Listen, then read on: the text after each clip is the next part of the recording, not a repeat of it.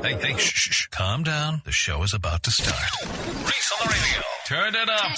Turn it up low. Turn it up loud. It's like a dream come true. Turn on your radio. Reese is on the radio. Yo, let's get it. Due to the nature of this program, discretion does not exist. It's Reese on the radio. Right now on WTIC News Talk 1080.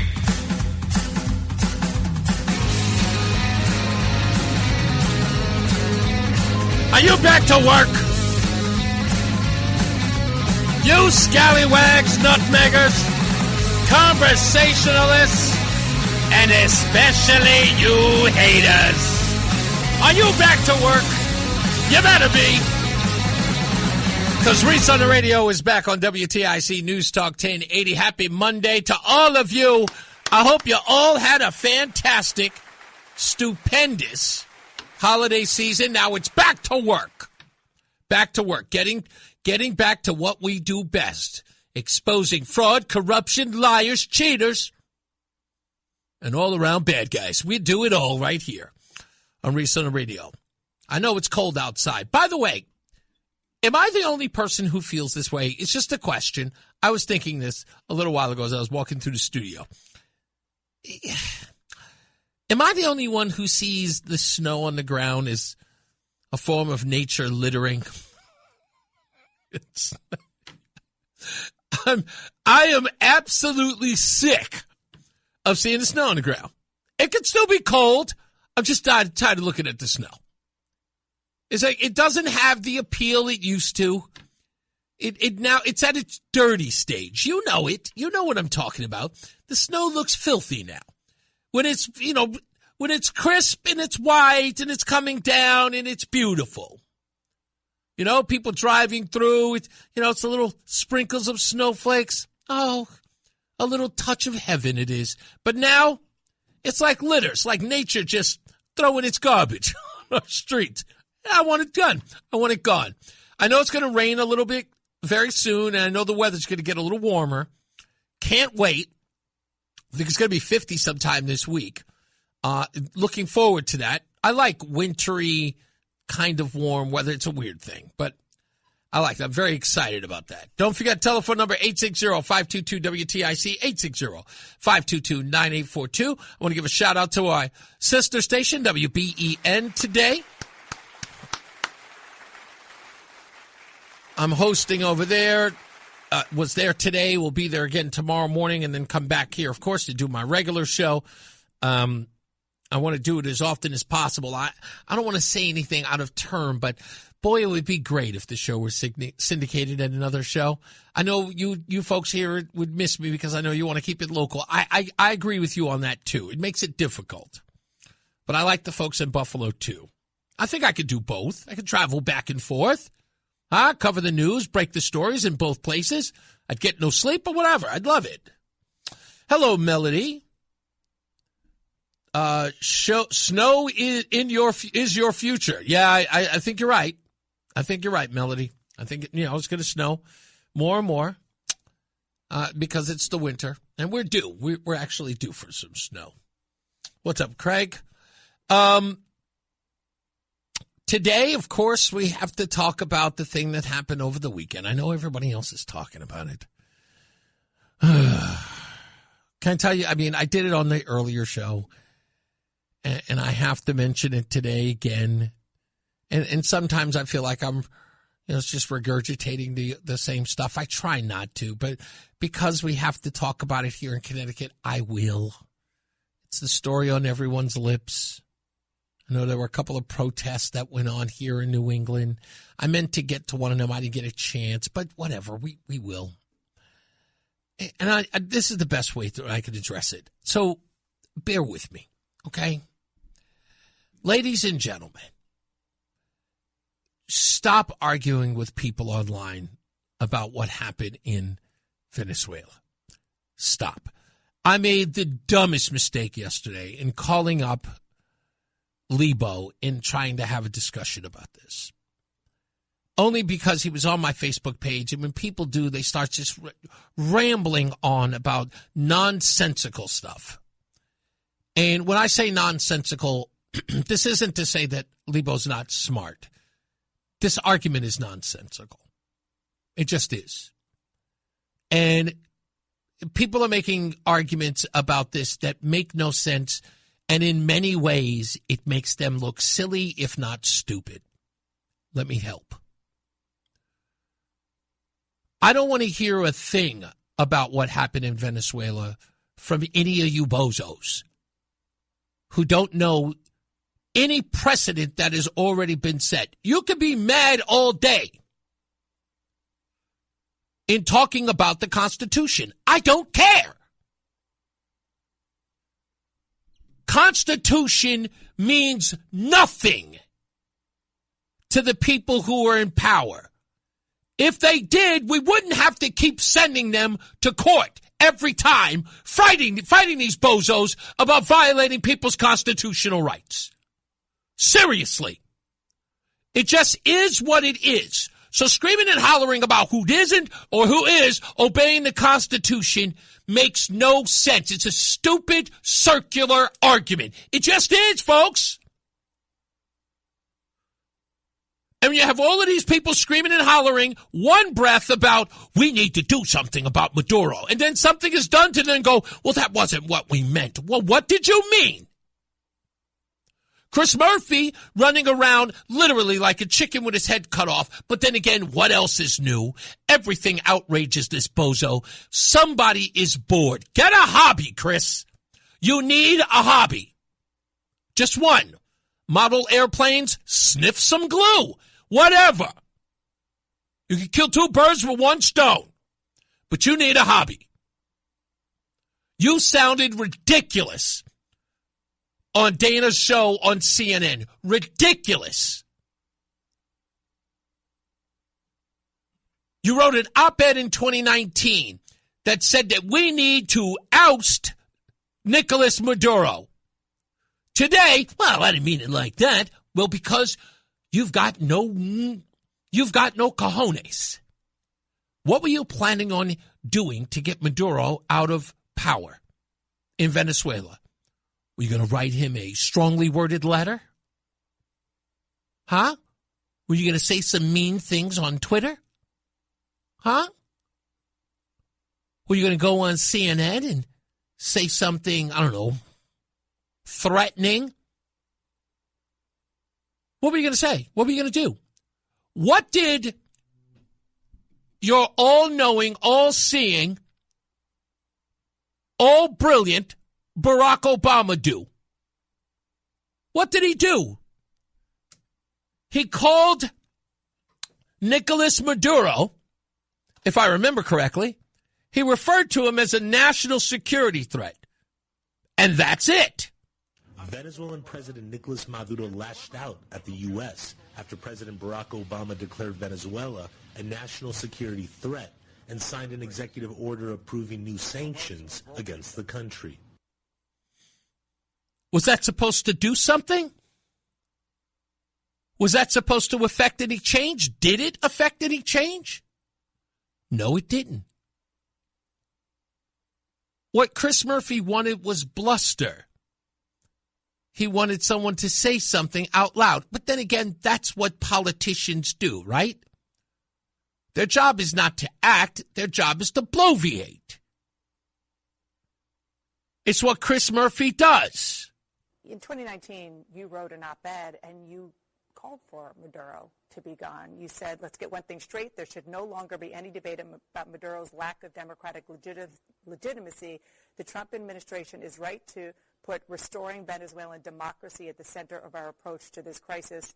A return to a stable democracy is in the interest of the Venezuelan people and the United States and the hemisphere. We don't know what's going to happen with regard to the civilian leadership there. Tom Cotton was just here saying that he hopes that there are democratic elections. Isn't that what you want?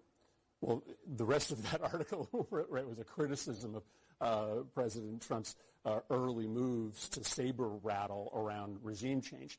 It wasn't saber rattling that he talked about in his op-ed. He was talking about Donald Trump adoring other despots and not being up front in addressing Nicolas Maduro. But now we have. We'll get into the other nonsense in a minute. You know who you are. Boy, am I going to come after you, especially you No Kings guys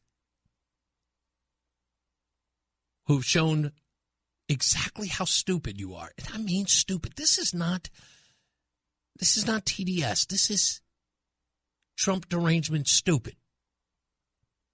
We'll get into that in a sec. But every one of you were running around, you politicians, saying that Donald Trump didn't have the cojones to speak up and fight back against Nicolas Maduro. Here's Chuck Schumer with a few dramatic pauses of his own. He brags about all these things he wants to do or is doing, but his actions belie his words. Maybe the best metaphor was his claim to bring democracy to Venezuela. There was a big policy there. It flopped. Dramatic pause. If the policy was working, Juan Guaido wouldn't be in the balcony here. He'd be in Venezuela. He'd be sitting in the president's palace, or at least waging a fight to win. How exactly would he have been in power? How exactly would you get Guaido into the presidential palace?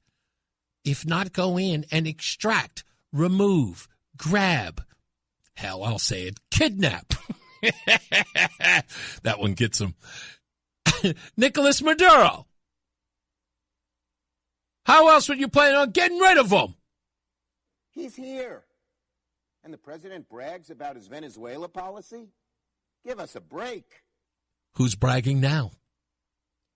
No, Chuck Schumer is screaming and hollering. It's like, we need to have a War Powers Act. We need to figure out exactly what we're going to do with this president. He did not ask Congress to do it.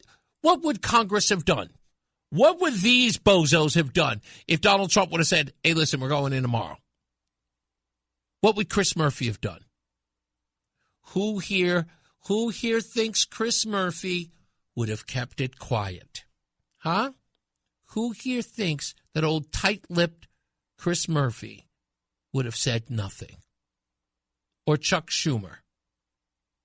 Or any leadership on the Democrat Party for that matter? Chris Van Hollen, anyone? Imagine they had gotten it out to old shifty Adam Schiff. Do you think he would have kept? No. The man leaks like a colander. Every one of those people would have told. They're not going to do anything. It's just today's latest outrage. They'll do nothing. Claire McCaskill, 2024. You know her, right? Remember, Donald Trump used to be just like Maduro. He'll do nothing about these despots because he admires them. Just look at what's going on in Venezuela. Maduro, who is what Donald Trump wants to be. He wants to be the kind of guy that doesn't matter whether you win or lose, you get to stay in power. Doesn't matter if you win or lose. And Maduro is staying in power by blowing up the rule of law in Venezuela and co-opting the military for his political purposes. That's what Donald Trump is capable of, and that is not American. That is not American in any shape or form. How did America intend to deal with said despot? Were they just going to go over there and wag their finger and say, you stop it now? You stop being a dictator to your people. And let those political prisoners out right now. You do it. Bad Maduro. Bad, bad, bad.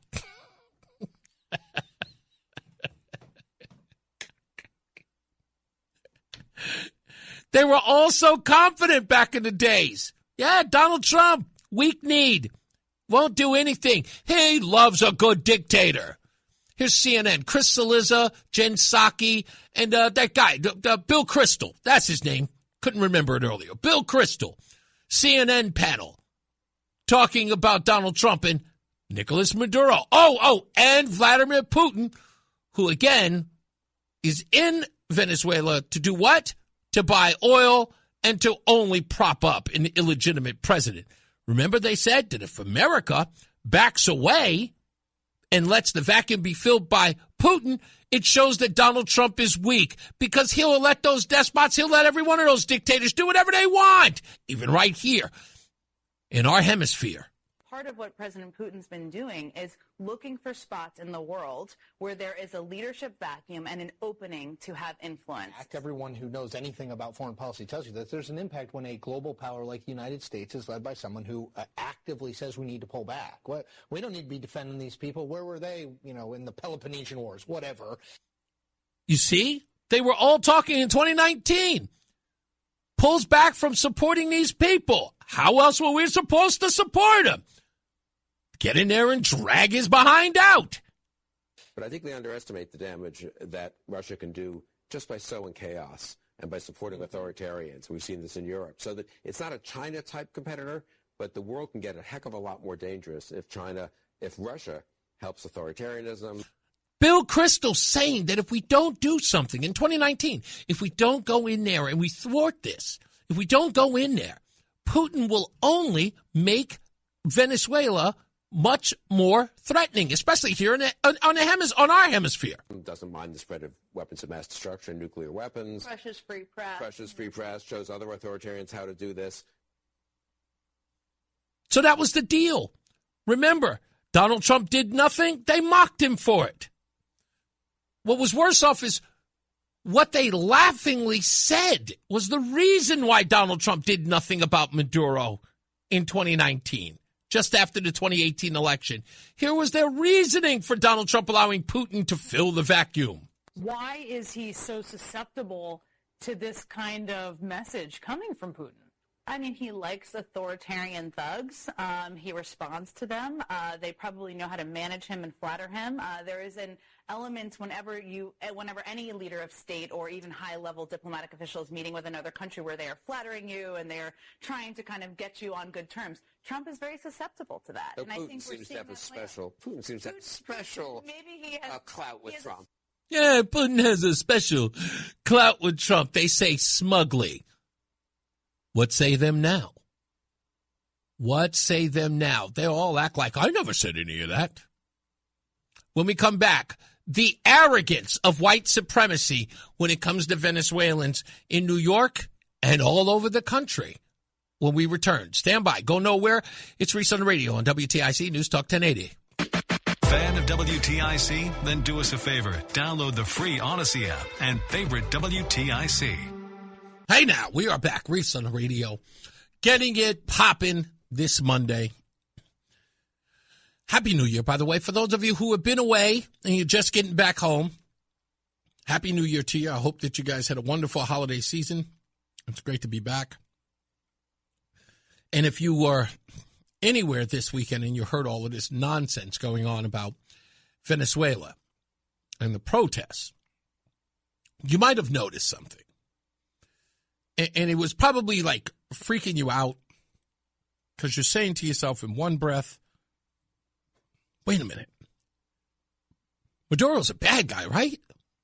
I mean, he's not a good guy.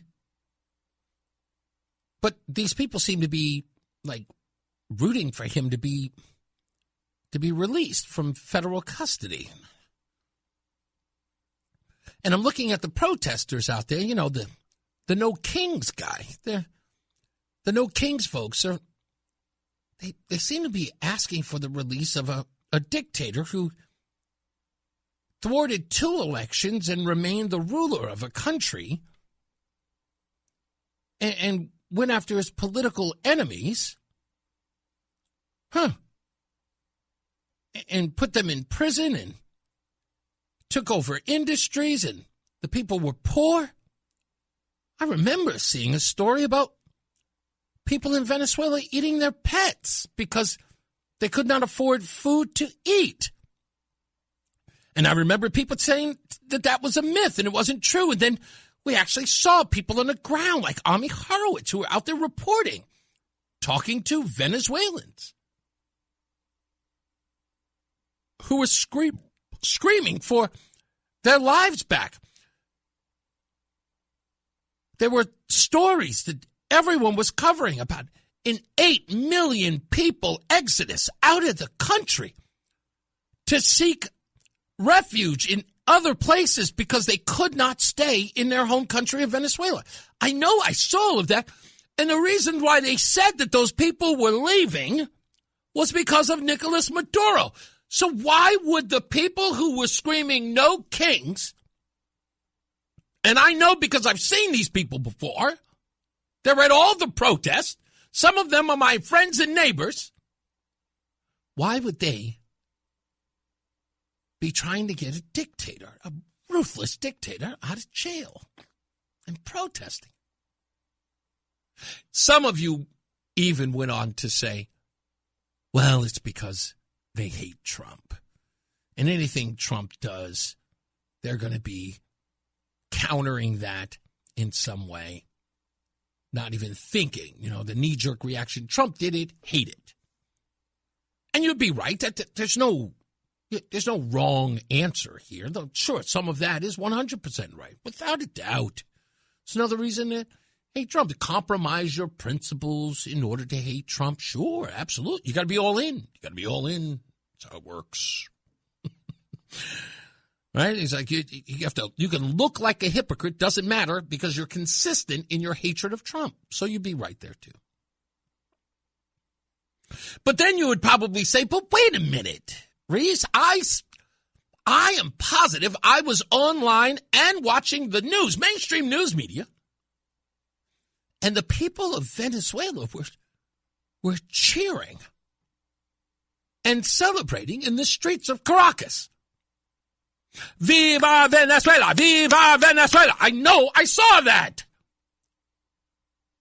So why would the people in America be screaming against the people of Venezuela? Did you miss the point that I made a couple of weeks ago about the white supremacy nature of liberals? They know what's good for you, especially if you're a minority or a woman. These people know what's good for you. They'd have told you to your face. See, nobody had the guts, much less the wherewithal, to ask these folks the true question. Those Venezuelan people who are celebrating in the street, they don't know how good they had it, right? Right? They're not educated enough, right? Oh, yeah. People in New York City and in other places across the country, they said that. We'll find the audio. I'm going to get the audio and I'll play it for you. What, do you know that there are people in Venezuela who are celebrating? Yeah, they just don't know. They're not educated.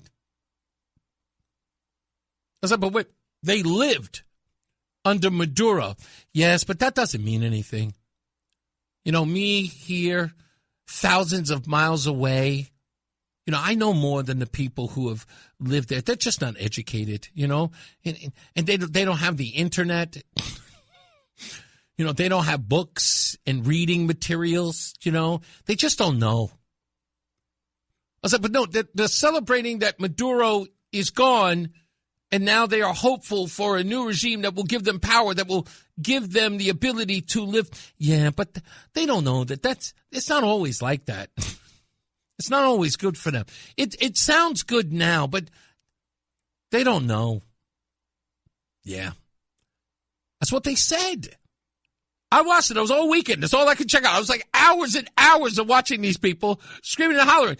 Even some Hispanic people, Latino people, saying the same thing. They don't know. But maybe they embrace socialism, communism, and Marxism. Maybe they do. That could be the reason for it. I could totally understand that some people like oppression. Some people like the government telling them what to do. Black community, anybody? I'm just saying that some people do not want to have freedoms. They would love to have people provide for them their basic needs, food, housing. Black folks, you know who they are, black community. You know. You've seen them, immigrant communities. You know them. They're everywhere. And that's those people. Think about it, folks. Maduro hates Trump. Maduro rails against America. Maduro is a communist. Maduro is a dictator. The thing that these bozos have been screaming and hollering about for the longest. We can't have dictators. We cannot. No kings. No nada. And then Maduro comes around and gets completely picked up. Oh, hell. Kidnapped. Because I know they like that word. Kidnapped from Venezuela and put in a prison in Brooklyn. Made to stand trial. And their true nature comes out. I thought you guys didn't like dictators. Well, I thought you guys said no kings. This guy was operating as a king in Caracas. Well, he's not the kind of king that Trump wants to be. Are you sure? Because I could have sworn that you told me that he did want to be like Maduro. Right, Claire? Just look at what's going on in Venezuela. Maduro, who is what Donald Trump wants to be. He wants to be the kind of guy that doesn't matter whether you win or lose, you get to stay in power. Yeah. Donald Trump, Maduro, one and the same. Maduro gets picked up. All of a sudden, people are saying, well, he was a benevolent king. He cared about his people. Did you see him dancing to the music? Did you see him dancing in the streets with his folks? He loves them. He cares so much about them. He can't feed them all. And some people, well, they're just rabble-rousers. Come on, folks, truth be told. These Communist Party folks, these Democratic Socialists of America, and you see these people out there screaming and hollering about Maduro, think about what that means for you if you give them power. You keep ceding ground to them. Oh, you'll have a bunch of Maduros. You don't think Zoran Mamdani is thinking to do a little Maduro-type maneuver? You don't think so? Okay. We'll see. You guys don't know what to do with yourselves, but I don't blame you. I don't blame you. But you are exposing yourselves. I mean, seriously, you're just out there pantsing yourselves, showing your behind to the world, and I'm loving every bit of it. Folks, stop being outraged by these fools. There's nothing to be outraged for. This is an opportunity for you to witness what they really stand for. They are communists. And that's who they want to be. And they're letting you know. You know the old saying, when someone tells you who they are, believe them. We'll be back. Take a break. It's Reese on the radio. It's Reese on the radio on NewsTalk 1080 WTIC. Melody, I must have missed that. Was Larson on this morning screaming and hollering about Venezuela? I'm going to have to look that up. Tell me when it was. See if I can pull the audio of that. I was on our sister station in Buffalo, so I may have missed that. I was here early too. I was here for very, very early in all of this. But like I said, folks, don't let the nonsense be the nonsense. Don't. These people they've lost their head a long time ago. This isn't reason. This isn't reason in any way. You know, all of that screaming, everyone's finding their angle on this. The constitutionality. Come on, knock it off. I mean, seriously. It's like it's not a conversation. And the trying the forcing of that conversation is one thing. This is going to go nowhere. And I mean it. Nowhere. As far as this, like, it's constitutional. Go read. I'll read a little bit. I'll read an excerpt of it in a couple of hours. The article written by Jonathan Turley, constitutional scholar at Georgetown, wrote a whole article about it saying why this whole thing is silly. It's bluster. It's a whole bunch of talking heads being experts on television instead of what they should be doing, like telling all of us, oh, we're going to sign off war powers. Shut up. Just get to it. If I was Donald Trump, I'd just tell these people, listen, shut up, get off TV, and then, yeah, let's have at it. Have at it. You know what? Use it in the midterms, okay? Other than that, we've got work to do. And God bless the administration for never taking a day off, never taking a foot off the gas. I appreciate this. So again, Saturdays have never been more eventful under the Trump administration. Never been more. That's all I'm saying. Let's go to Jerry real quick. What's going on, Jerry? Hey, Reese, hypothetical question with a point to it. That if somebody stuck a gun in your ribs and instead of saying, give me your wallet, they said, we're going to change the nature of your relationship with the money in your wallet. It would I like stealing. That. I like that. It would be stealing, right? I mean, yes, 100% right. So when I'm listening to these words of this Sia Weaver, the tenant person in the Mondami administration about changing the relationship, a lot of people have correctly focused on sort of the racial aspect of it. We're sick of the white people, but what I wanted to point out was I'm not Muslim, but when I read up on Islam, stealing is prohibited. It is a sin. It is a crime. And so, to me, it is incumbent upon Islamic scholars and clerics, if Mondami is going to be running around waving the Koran as the first Muslim mayor of New York City, to correct him and to say, you cannot steal. You cannot take people's property and just call it changing the relationship with your property. But wait a minute, you may be missing something here, Jerry, and it's not. I get you because you want, if Mamdani is going to, what did he do? It was inaugurated with his hand on the Quran. You would expect him to live by it, right? It's sort of like living by the tenets of the thing that he swore an oath to, which I totally understand. But remember, what Zoran Mamdani and many of his ilk, I would say, what they all agree upon is that they are now in charge of the infidels. Like it or not, that's who we are. We are the infidels. His job is to remake and reestablish the relationship between government and its people, slowly but surely, and to drip, drip, drip, drip, drip his ideals onto that, I say, the largest city in the country. That's what he has to do. And if to do so, in essence, to rid them of their, infidel status means changing their relationship, or a way, I guess we could bluntly put it, stealing from them, for them, that's just part of that's the cost of doing business in order to, I guess, to overthrow the land of the infidel.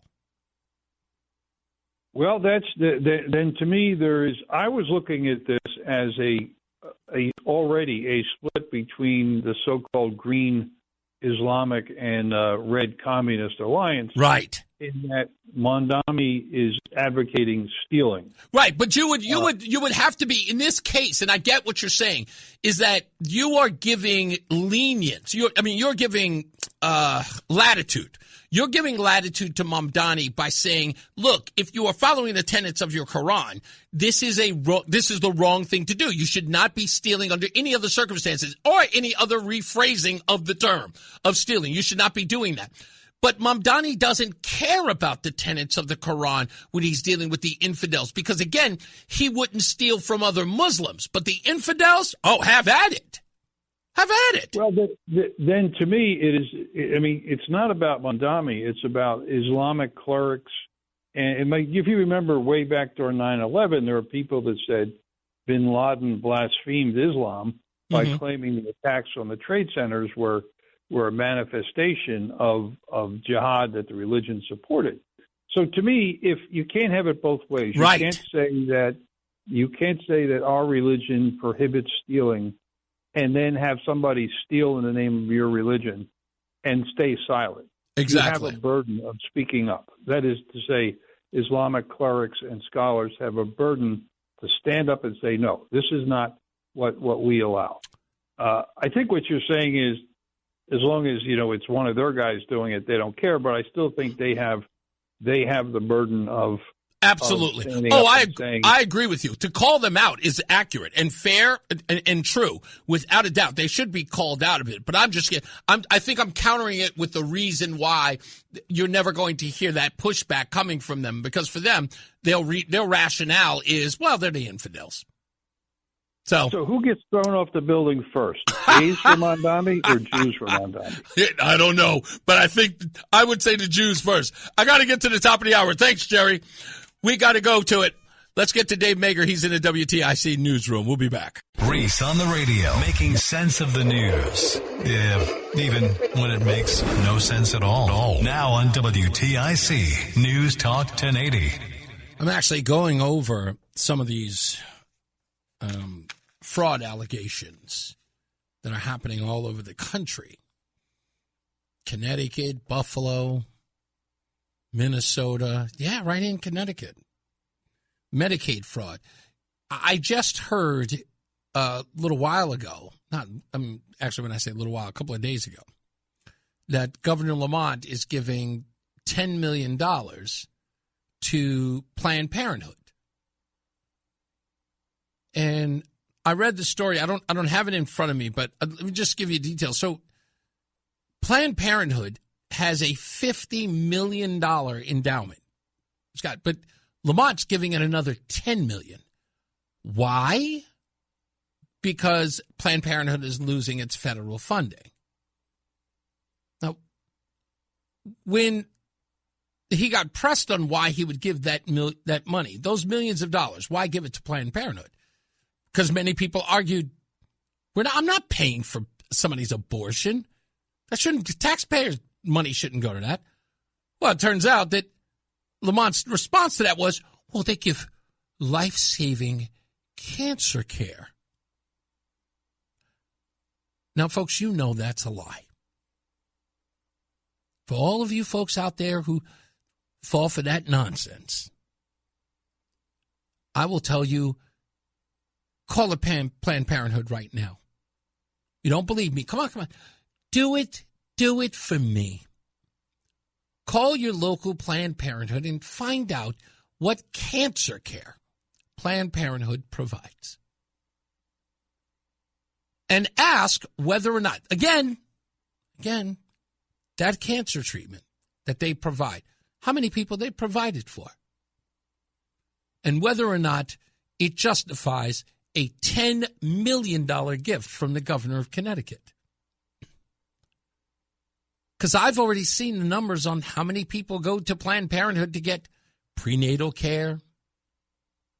They do get HPV screenings, but we know what people go to Planned Parenthood for. An overwhelming number of hospitals and clinics provide this so-called cancer care that Planned Parenthood is supposed to be. Yeah, and many of the hospitals and clinics, I might add, give it for free. Planned Parenthood doesn't need $10 million for that. But here's Governor Lamont giving to, come on. That's your governor. Can't seem to figure out why the population isn't growing. But sure enough, has enough money for people to abort their babies. It's quite astonishing. And again, I don't care that Connecticut is an abortion state. I get it. Kill your babies. Do what you got to do. I know you don't want them. I get it. Don't be mad at me. You don't want them. Don't be mad at me for pointing out that you don't want them. And don't give me the sob story about you can't afford them. That didn't happen by accident. We all know how it happens. Baby's not a tumor. They didn't just grow there. You didn't wake up one morning, I think I have a baby. You had to do something to get there. Nonetheless, Do what you got to do. That's your thing. It's legal in Connecticut. Don't have a problem. But taxpayer dollars going to the abortion mill, not a good look. And he should rue the day for that. I crunched the numbers. In fact, I'm going to do a whole thing about it tomorrow. I crunched the numbers. They don't look good. It's a slush fund. But then again, what isn't it in this state? Yeah, great point, Lori. Maz says, an adoption in Connecticut is almost impossible. Ain't that a thing?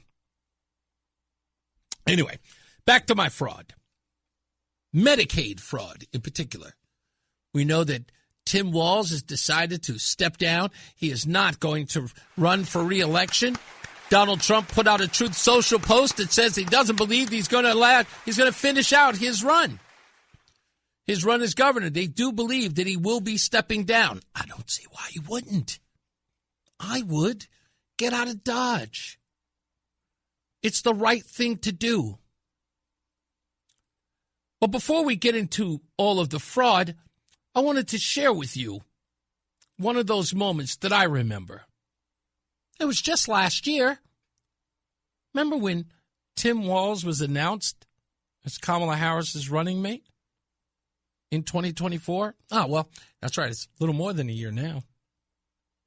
Midwestern dad, like super clean cut vibe. Everybody likes right? Walz. So plain spoken and relatable. As moderate and independent as it comes. Pretty moderate Democrat. I always knew him as a moderate. One of the most moderate. Very moderate record. A new moderate. I think this is the new moderate. Far from progressive. He's right down the middle. He's not just an old white man. Tim Walz beats America. You know, talks like a regular person. Tim Walz is the opposite of weird. Walz is basically younger Joe Biden. Regular old Joe out there. Populist approach to fear on the Republican side, and the happy populism.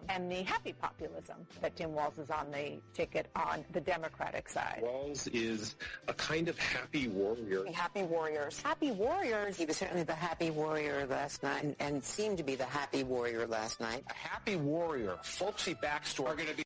God bless him. Oh, it's the funniest thing to watch. Happy warrior.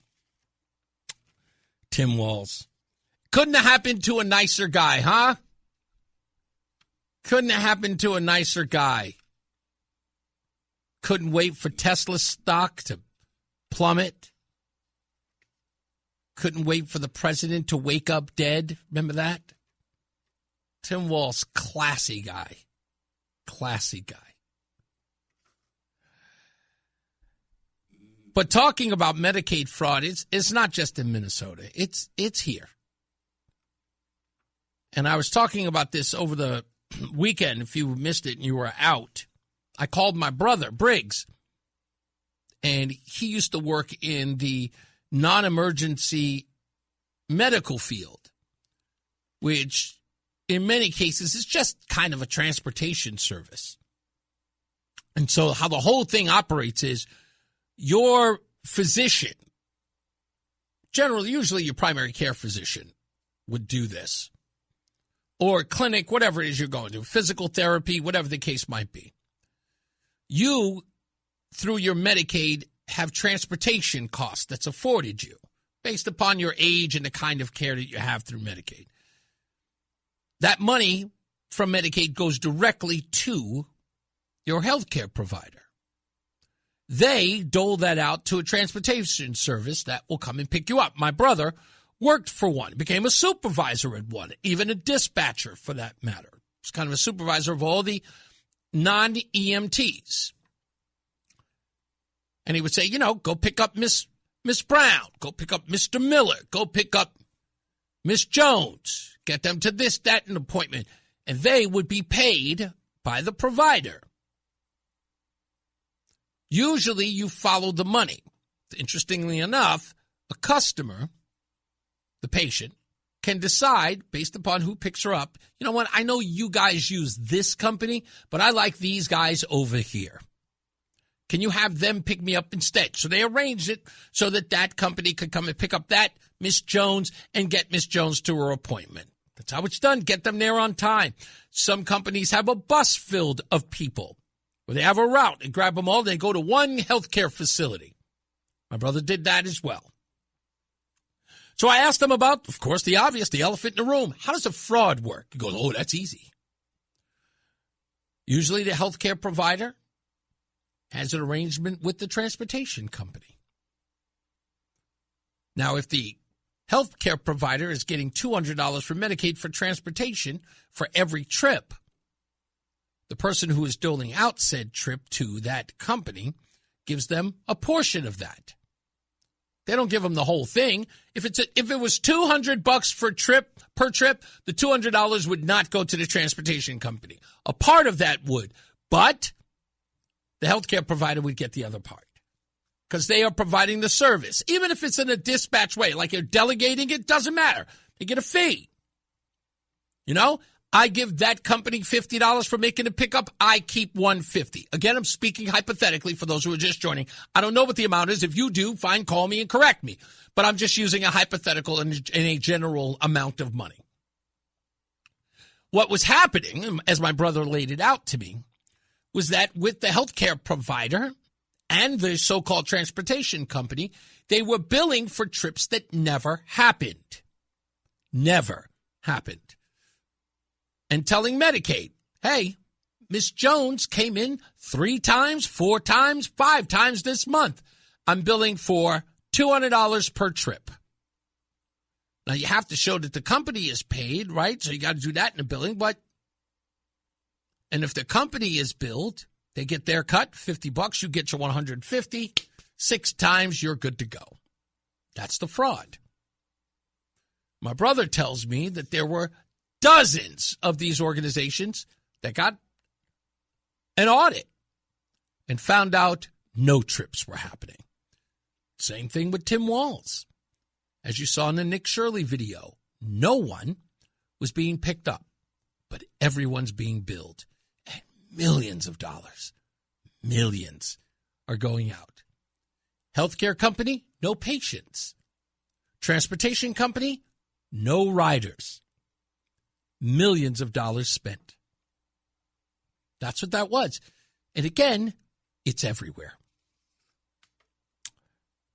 Here's Ramon Apollanes, a.k.a. Christopher Rockefeller. Suhail Aponte, I should say, ran a $1.8 million scam through Minds Cornerstone, submitting fake claims for autism therapy service to kids. Apollanes got slapped with 78 months in prison. Aponte pleaded guilty. This was on top of Apollanes' prior state conviction for a similar $900,000 ripoff. Yvette Betancourt, a Wethersfield therapist, billed over $140,000 for hundreds of therapy sessions that never occurred.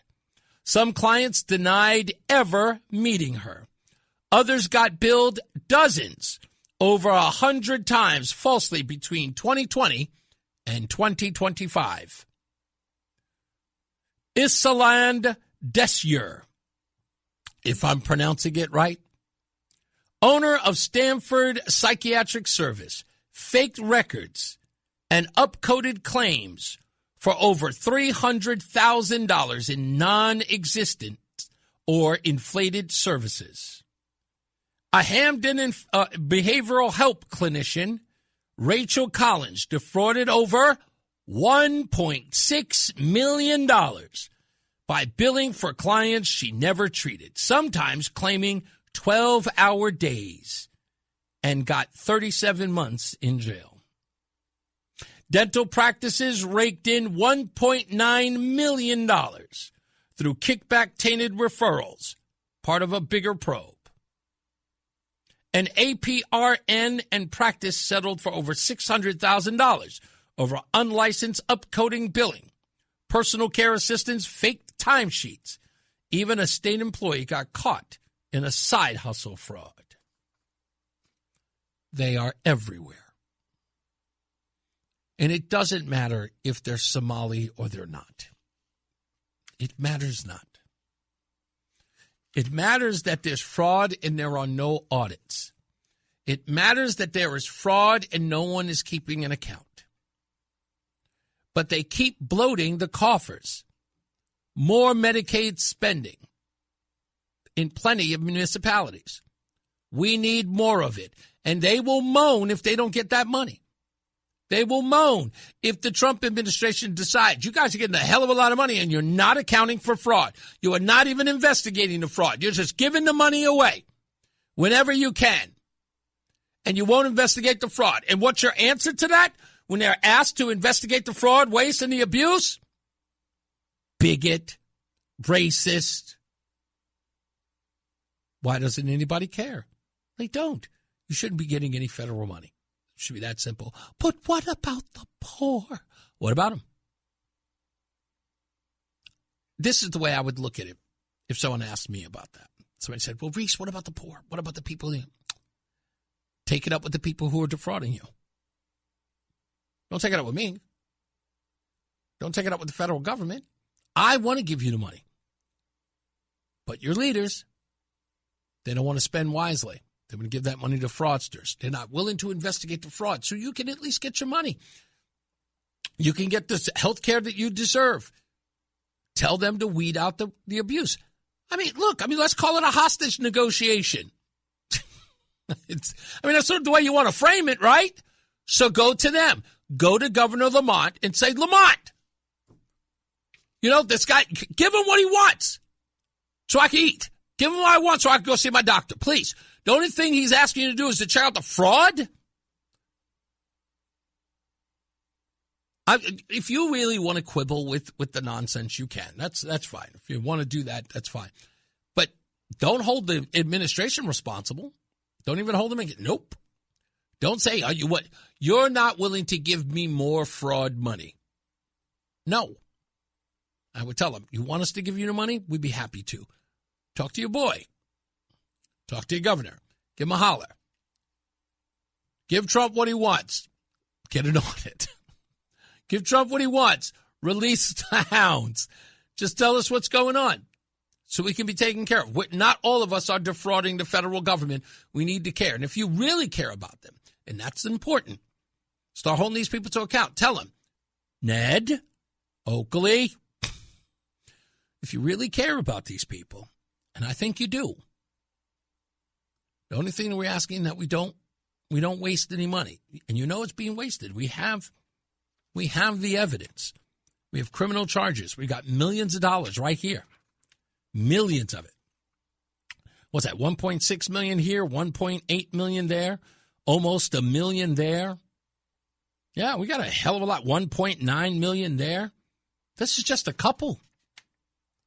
I just counted well over $7 million right here in fraud.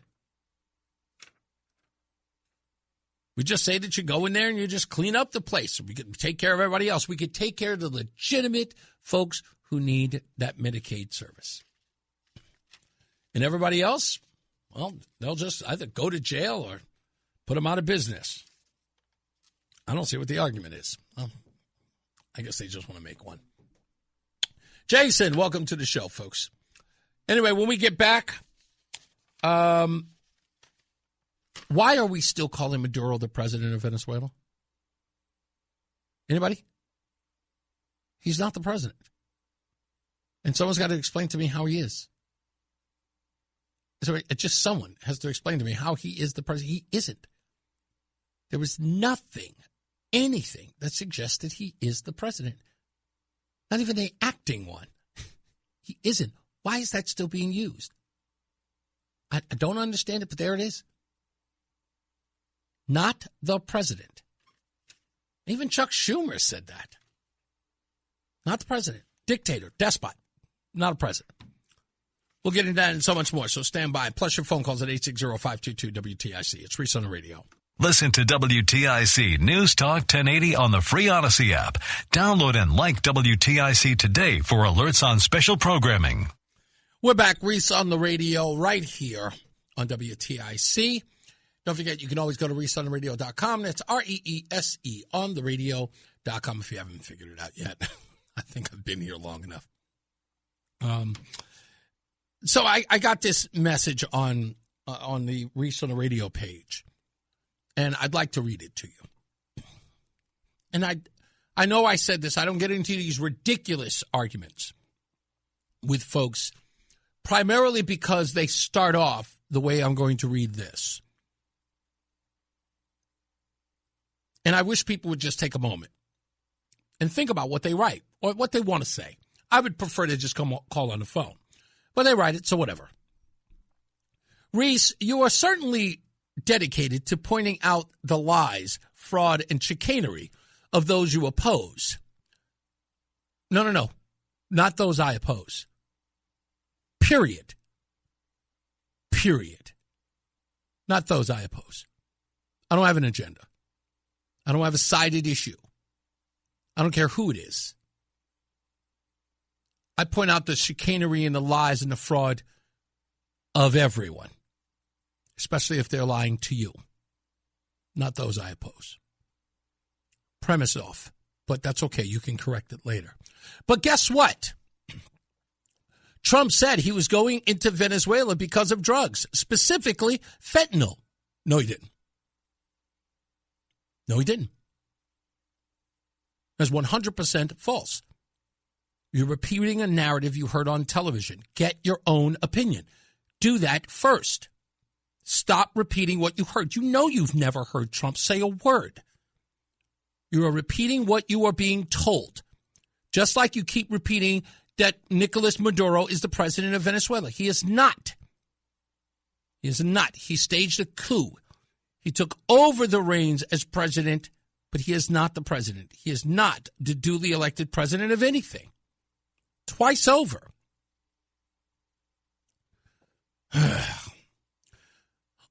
Only one problem. Fentanyl is not coming out of Venezuela. Also false. I'm just being nice. I should just call you a liar. You don't know what's coming out of it. If you don't think the fentanyl's coming out of Venezuela, it's probably because you don't know. But I'm going to be far more cruel. You're lying. But I don't think you're lying about what's coming out of Venezuela. I think you're lying about knowing what's coming out of Venezuela. You're also repeating a talking point you heard on television. Do better.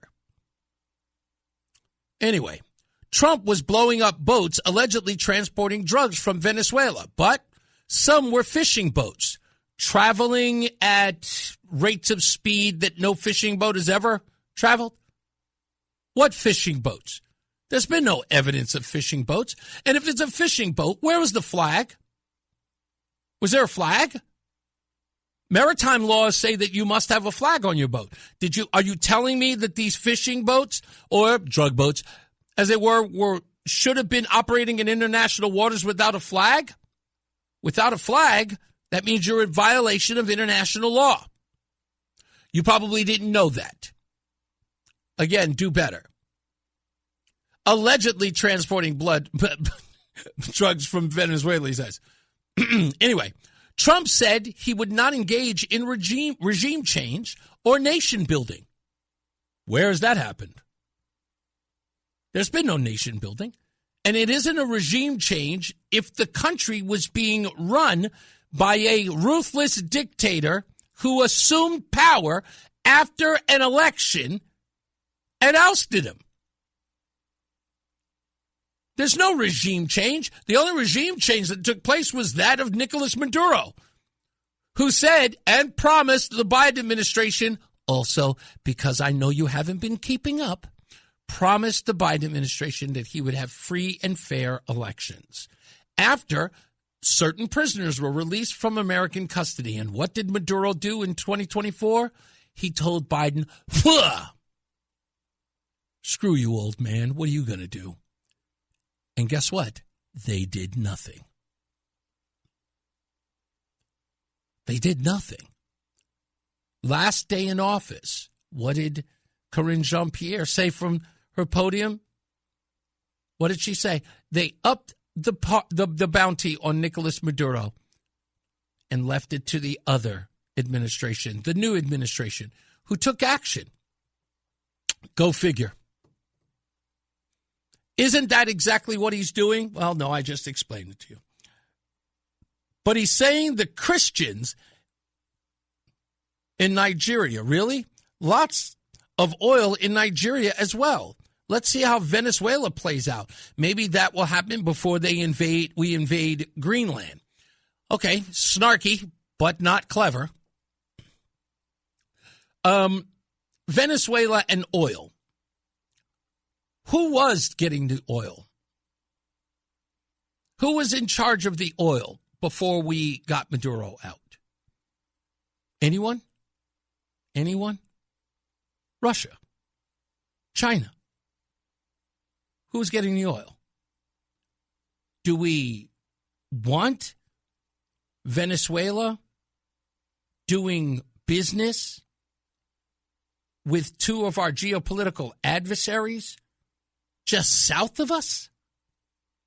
Is that what you want? Is that what you believe we should be allowing to happen? You think that after President Barack Hussein Obama called them a national security threat? After Bill Kristol said that the biggest problem with that would be with Vladimir Putin engaging with Nicolas Maduro in Venezuela, so close to the United States, doing deals with Nicolas Maduro, that they would have that close proximity to the United States. And you don't believe that we should be getting, a guy who was borrowing money from other ruthless dictators, be it Xi Jinping or Vladimir Putin, indebted to them. And what do those nations do, by the way? Have you been to Africa when it comes to China? Have you been to Africa when it comes to Russia? What do they do with those African nations after they lend them billions and billions of dollars and then they can't pay it back? What do? They control those regions. They own them because the country can't pay it back. The country is pretty much taking every dollar they get. And sure enough, China takes over. We own this now. It's their rules. That's the contract that they signed. Hey, if you can't pay back this loan, this becomes kind of China. Nicolas Maduro was pretty much bleeding the country dry. He was just bleeding the country. He was just stealing every dollar he could get, keeping every person impoverished, becoming more and more in debt. China was about to call they were about to call on every loan they gave them. That's why there were Chinese people on the ground when the invasion took place, because they were just having a negotiation with him where he wasn't paying back the money they owed him. He knew he was over. He was up against it. He couldn't borrow any more money. That's why he was offering everything he could to Trump. We'll give you everything you want. You want the oil? I'll give you the oil. You want the minerals? I'll give you the minerals. Anything you want. Anything, Donald Trump. I promise. I give you anything. Donald Trump said no. No, your word's no good here. You're in debt to everybody. And when you can't pay China, you can't pay Russia, that means that my new neighbors to the south are Xi Jinping and Vladimir Putin. And these guys have a clear line of sight to the United States. And you think I'm going to let that go? Go get this dude. Go get him. Go grab this dude. Get him out of here. Bring him here. I want to see him. And that's what happened. Now, that's me explaining geopolitics to you in the only way Reese on the radio can. But see, Hiram, the guy who wrote this ridiculous text message to me, he knows nothing about that. He gets every one of his talking points from MS Now or whatever other ridiculous television station he's watching. He lets others tell him what to think. But he's got one saving grace. You do, Hiram. You have one saving grace. Now and again, you come to Reese on the radio. You have been redeemed, my child.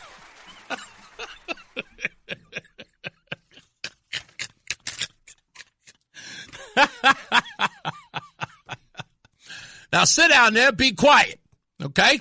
There's adults talking over here. Yeah, Bob, we do. And when they call it up, trust me, we'll be ready. Donald Trump's got a plan for that behind. I'm sure you're right. Yes, we owe China a lot of money. Ask your boy Barack. He'll tell you. As soon as they call it, we know exactly what to do. And that's what Trump's going to do. He's going to make them bankrupt immediately. That's the plan. China wants to call in that loan. Donald Trump's got something for that. Real easy. Come on, you guys should know better than this. Hiram, you do. You too. Stop coming in here talking that nonsense. And the bad part about it, Hiram, if I may, I want to say this to a lot of folks, especially you new jacks who come in here with this stuff. I'm already watching the networks you're watching. I watch every one of them. Do I have to tell you guys this? I watch every one of these ridiculous networks and listen to all of their so-called experts on TV. I know what they say and when they say it. So when you repeat it, I see you repeating it. I know exactly where you got your talking points from. I'm already ahead of you because you're too busy thinking it's like he only watches Fox News. That's why he's a Republican. No. Why would I watch them? I love watching the bozos you watch. The ones that you put all of your faith in and then come out here and pretend all of a sudden. Like, I know geopolitics. I'm very versed in this. I watch MSNBC. Rookie.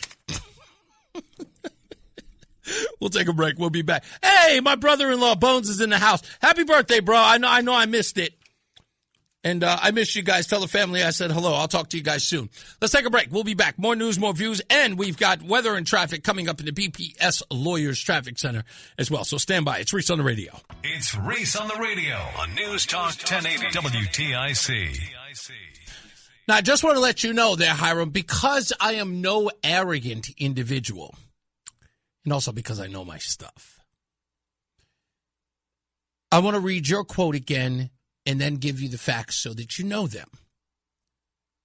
You wrote here, Trump said he's going into Venezuela because of drugs, specifically fentanyl, you write.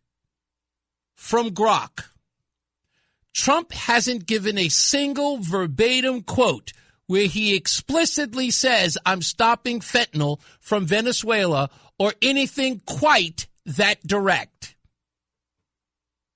Never! So you're listening to the quotes of bozos. I had the same argument yesterday on the phone.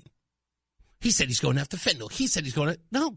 He said he was addressing the fentanyl crisis, but he never once said Venezuela was responsible for it. Never once. That is a figment of your imagination. That's called conflating. Do better.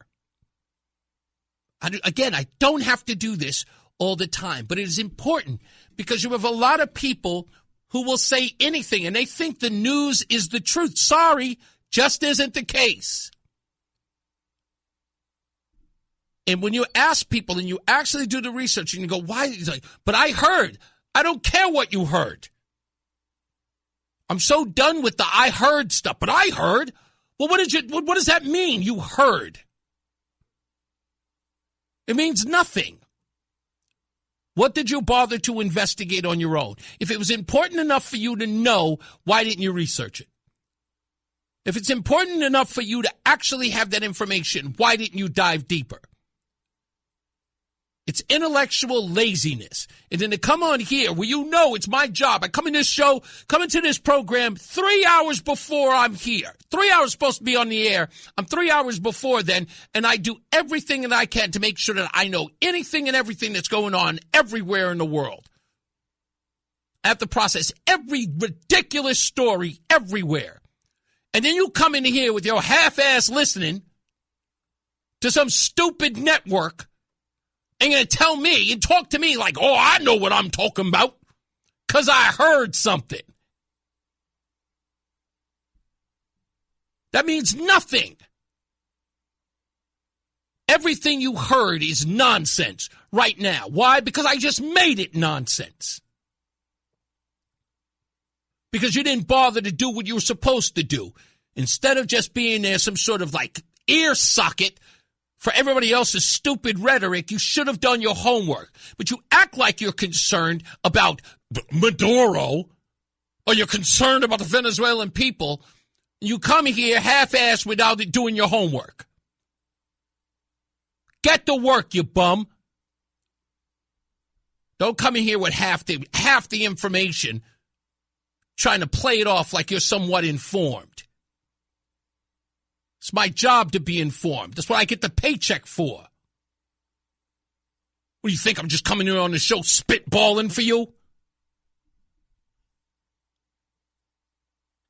No offense, but it's actually kind of annoying and insulting.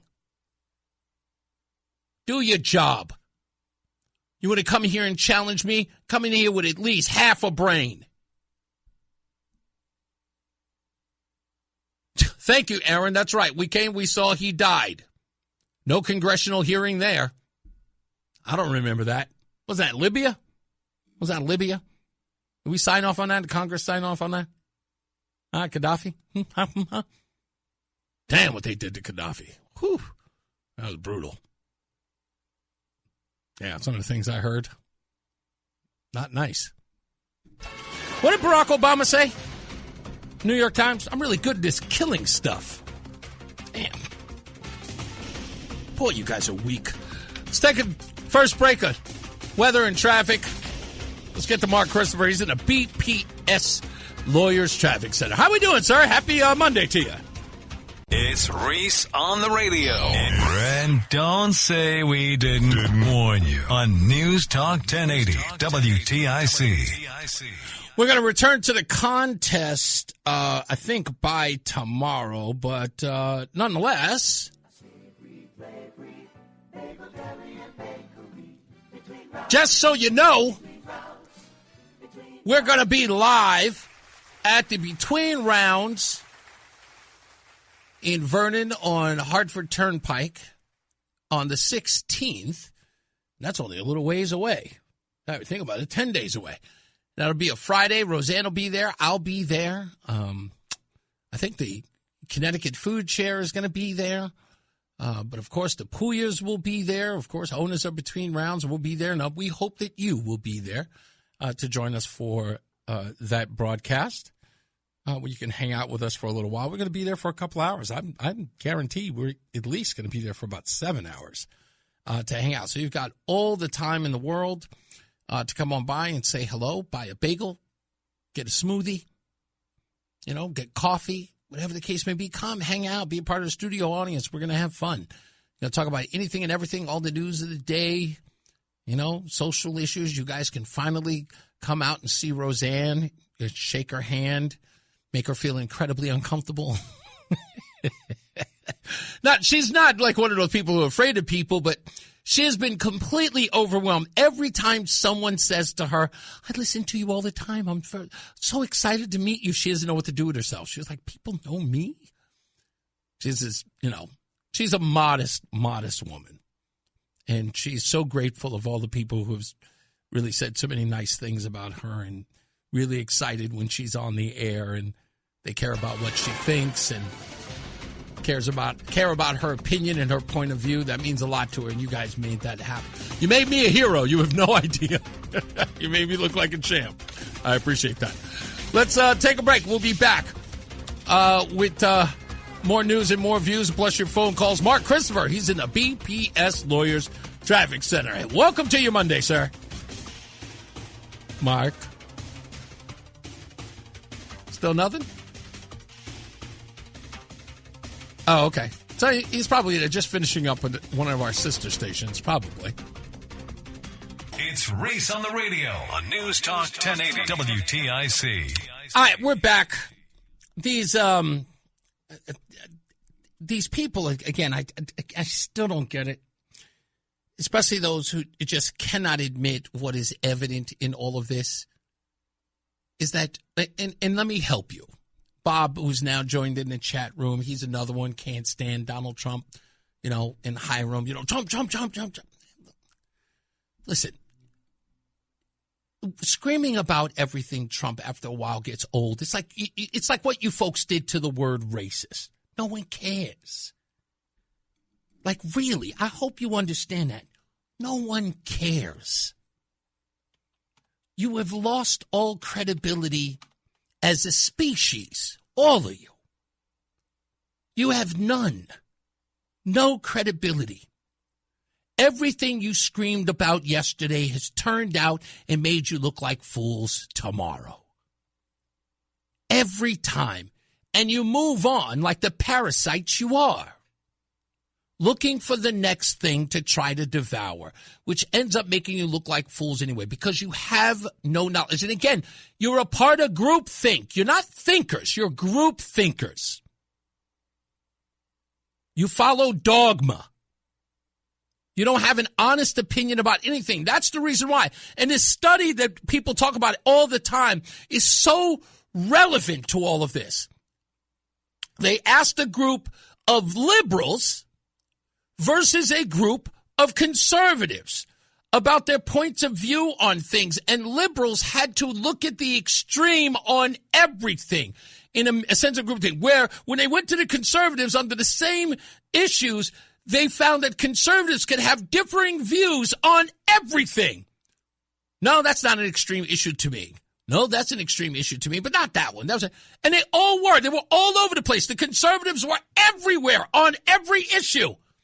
Yeah, I find this extreme, but others were like, nah, not so much. How do you feel about conservatives not finding this important as that is important? It was like, no, of course, everybody's an individual. Things affect them differently. What I find important, the next guy doesn't find important. Be a liberal and try to say that. It's not important for you? For children to be able to tear off their genitalia? That's not important to you? What are you, evil? You have no credibility. Do you understand that? And you don't need me to say it. You know it deep down. That's why you're here. That's why you're here. You get your jollies on this program. Why? And for what? I'm just going to shut you down and I'm going to make fun of you. I'm going to call you a bunch of crying Nancys. You must like the abuse. Ugh, I forgot. You're liberals. That's what you live for. Abuse. As you were consistently lied to. Told things are this when it's really that. You get lied to and abused and you get gaslit over and over again, and never once do you ever hold them accountable. You go right back to them like an abused wife. It's so true. I don't need to tell you that. I just watch what you do, your actions. You continue to trust the people who fail you every time. Why? Because you just don't want to go off to the other side, because anything less than just holding those people accountable is being a conservative or supporting Trump. You set that standard. Move off the plantation, you're a heretic. And so you've confined yourself to this ideal that you refuse to acknowledge is killing you. And then you come over here and try to preach that gospel to me, like in some way calling me a bigot or calling me a liar or carrying Donald Trump's weight in some way is going to affect me, like I'm going to go home and cry. Did you hear what they said about me, Roseanne? Don't give a damn. You have no credibility. I'll never give you that credibility. Your name is mud around here. I'm not like the rest of these people who are trying to I'm like trying to cater to you. Trying to pander to you. I just wish they'd like me. Don't care. You think I do this for likes? I have an agenda. It's selfish, but I have an agenda. I keep trying to tell you that. I love people saying, well, Reese has an agenda. No kidding. No squat, Sherlock. Do I have an agenda? Some of these people are just stupid. Here's a voice we haven't heard in a while. Hello, Liebo. How are you? You came here to argue with me about the constitutionality of the assault on Venezuela?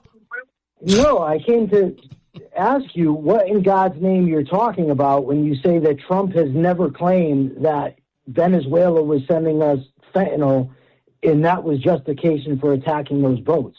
Tell me the quote, Liebo. All right, got distracted because you were doing something different here. Okay, Venezuela is sending us their gang members, their drug dealers and drugs. They have fentanyl mostly and lots of other drugs. They killed 300,000 people in our country last year. We're not letting it happen anymore. We lost 300,000 people last year to drugs, 300,000, fentanyl and other drugs. Each boat that we sink carries drugs that would kill more than 25,000 Americans. There's just two. I mean, No. I heard you. You're speaking too fast. You can slow down. You got plenty of time. I got plenty of time. Well, the boats stop. The boats that are coming here are carrying, say it. Allegedly from Trump or what? No. Read the quote, Liebo. It's important that you read the quote. You're in court right now. Listen to me. You're in court. You're a prosecutor. Fentanyl, Reese. No. Fentanyl. Say the quote. I want to hear fentanyl in the quote about the boats. Read it again. No, hold on. See, this is important. Venezuela is sending us their gang members, their drug dealers and drugs. They have fentanyl mostly and a lot of other drugs. They killed 300,000 people in our country last year, and we're not letting it happen anymore. That's one quote. Okay. Okay. Another quote. We lost. Oh, by the way, when's the date of the first quote? Oh, God. This is important. You're in a court of law, sir. Well, I'd have to click the link and then go find that. Well, then, hold on. Here's what we're going to do, okay? Because, again, as I said earlier, Liebo, and maybe people won't respect me when I say this, stop coming here half-assed. It's not half-assed. No. Not if you're not, listen to me, not if you don't know the dates of the quote, because these are all relevant. They all. There's no hold on. They are. You said he bombed. Hold on. You said the boats that he bombed was because of fentanyl, and he said so. So I want you to hear. I want to hear you say that he bombed the boat because of fentanyl with a quote. Okay, hold on. I've got a million things I'm looking at. Hold on. Let me find the exact one. That's okay. You know what? Let me put you on hold, and we'll do that. Give me a second. Why don't we do this? No. I'll just put you on hold. What are you not getting here? I don't get. It's like, what are people not getting? Making a blanket statement about fentanyl is one thing, but you were listening to the quotes that he said? Did you hear the quotes that he said? Did he say they were bringing over drugs that could kill over 25,000 people? I heard boats with drugs that can kill 25,000 people, and then taking another quote where he mentions fentanyl and then making it about the boats. So it's conflating the two, which when, again, like I said, in any other argument, you'd lose. But people should know this before they make the argument. And having to look them up, and this is the part that Liebo doesn't get as well as all of these other people don't get. I'm going to try it one more time so that people get it. Because, again, there will be no mistaking what I am making very clear. Hiram here said emphatically, without a doubt, Liebo called this network under the impression I got him dead to rights. He said this, that, and the third. And then when pressed on it, let me go find, got too much, blah, blah, blah. This stuff should already be committed to memory. You're making the claim that he made it about fentanyl, but you cannot cite when it was said, why it was said. That's half-ass. What is it that people don't understand about how this works? This is incomplete homework. That's what that is. And having to explain it to people again and again and again, this is the reason why the rhetoric persists. This is the reason why the misinformation, as they like to call it, persists. As people walk around here, the dumbest of the dumb, because they keep listening to other people say stuff and write stuff or say, I heard, instead of getting a direct quote. And then when you ask them, did you hear Donald Trump say that? Well, I don't listen to Donald Trump. Then that matters. Did you hear that on the news? I don't listen to the news. Then that matters. You're not listening to the news. You're not listening to Donald Trump. You don't really pay attention, but you know everything. And then you come here and you challenge me, the guy who's got to do all the homework. The guy who's got to do all the homework. And you want to come here and you want to steal the shine. I know everything. I know he said it. But yet people are fumbling around. Where are all the quotes? I don't want to hear the Chat GPT version of your argument. You should be able to find the links right now. You should be able to put them on my email, on my Facebook. I mean, it's not my Facebook page. Sorry, on my webpage. You should be go to them right now. Click that link, and I can see it right there in front of me. Donald Trump says a lot of things. Donald Trump says a hell of a lot of things. But if you want to make a semantics argument about whether or not he said fentanyl or whether or not he said cocaine, that's ridiculous. I still haven't heard anybody explain to me how a boat with no flag running at great rates of speed becomes a constitutional crisis. I can see people looking at the boat. I can see the boat with packages on them. It damn sure don't look like tuna. And I see them getting blown up. And I hear everybody in the world talking to me like they're an authority. Haven't done any research and get all their talking points from the folks over at the news. I don't understand it. Never have and never will. I'm sorry.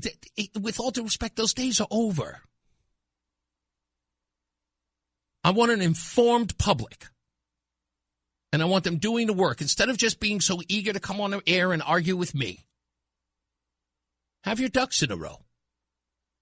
That's all. Just have your ducks in a row. You're making an indictment. You're claiming that the president broke the law. You're claiming that he is that he is a war criminal in essence. You're saying that the president of the United States is engaging in a full-fledged war, an illegal one at that. If you want to make those claims, I get the whole I'm frivolous and I can say whatever I want. Okay, facts be damned. Okay. But don't get mad at me if I push you on it. That's my job. I got to push you on it. What's up, Fred? Sorry. It's Ralph. Goodness gracious, I'm calling the wrong name. What's up, Ralph? Reese, I got a couple things for you. First of all, that clown you're talking about, if it was a Democrat that did this, you think he'd be saying the same thing? Absolutely not. What are you talking about? We had plenty of Democrats who did it.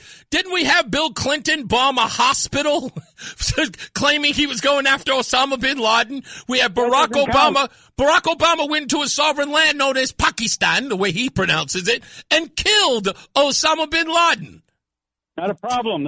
You got to realize these people are not Americans. They're Democrats. And what really bugs me, you listen to these clowns. Again, I said it before, as an EMT, I saw the bodies.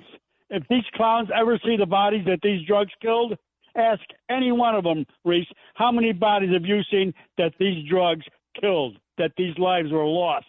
And I'll guarantee the answer is zero. Yeah, again, but that's the thing. It is, it's the hierarchy of nonsense that comes from most of these people.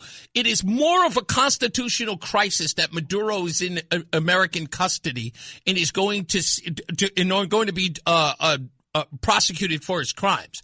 It's one thing to look at that and be outraged about it, but on the other side is to turn around and scream out semantics when we know the scourge of drugs coming from these places like Colombia, like Venezuela, like Mexico, and other places, China for that matter. We know that. And to play these semantic games about fentanyl versus cocaine.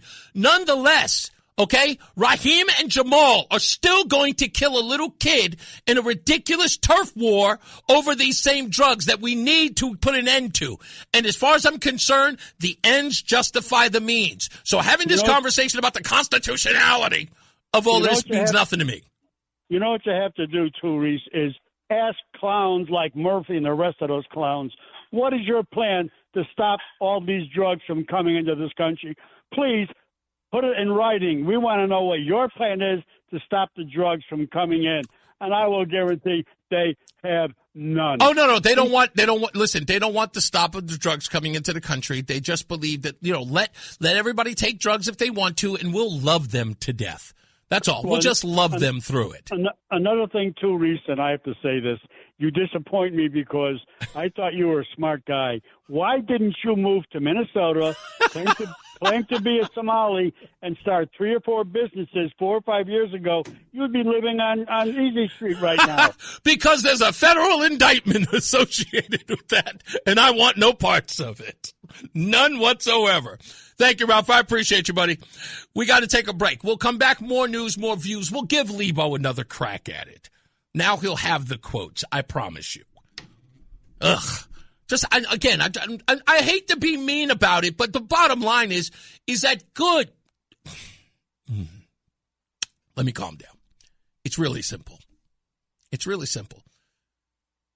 They got to get Trump out of the way. Have a conversation about what's going on. Okay? Trump is not the issue here. I know they want it to be, but he is not. It's nothing to do with this at all. The other part that people have to recognize is that if you don't think that the administration is weighing out all the legality, as it were, you're the person not paying attention. When we come back, I'll lay out exactly what I'm talking about, okay? Stand by for that. Now let's get another check of weather and traffic. Mark Christopher is in the BPS Lawyers Traffic Center. I think we got him now. Mark? Stay locked in. Reese on the radio is on WTIC. News Talk 1080. Don't forget, go to ReeseOnTheRadio.com. That's REESE on the radio.com so you can friend the show. You can do it at Facebook. You can do it at X, primarily on X or on YouTube. Please go to YouTube so you can friend the show as well. You can watch us live on YouTube and on X every day, Monday through Friday from 2 to 6 p.m. Enjoy that. All right, I'm going to take phone calls in a little bit, but can I do something that I always warn people? I do this all the time, and I really I need to stop doing it because it's mean-spirited. And I'm being honest with my audience right now. What I am doing is mean to you. I'm talking about my detractors, the people who always want to challenge me.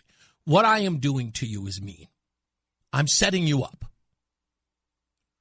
I've been setting you up all show because I knew people would call and they would go into the chat room. I knew that they would lose it. They would hear me and they would be like, see, there he is, pushing the Donald Trump talking points, blah, blah, blah, blah, blah, blah, blah. And then I'd lure you in and then I blow you up. It's a thing that I do. I've been notorious for it. It's one of my favorite things to do. You hear me, I talk about stuff, and I say, challenge me. And then, of course, you come in and challenge. And then when you're there and you think you've got me dead to rights, well, not really, but you try, you walk right into my trap. You do, every time. And you don't even see it coming.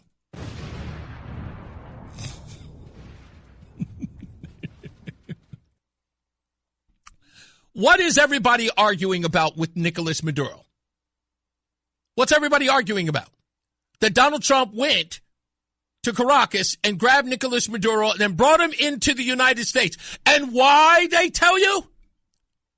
Because he was trying to stop Donald Trump, trying to stop Nicolas Maduro from bringing fentanyl into the United States. Now, I already know it's a lie. Want to know why? Well, you're going to have to wait. Because everybody keeps missing one key element to Nicolas Maduro's arraignment today. And it's in plain sight. And they all know it's there, but they keep ignoring it. Even Liebo brought it up yesterday as I talked to him on the phone.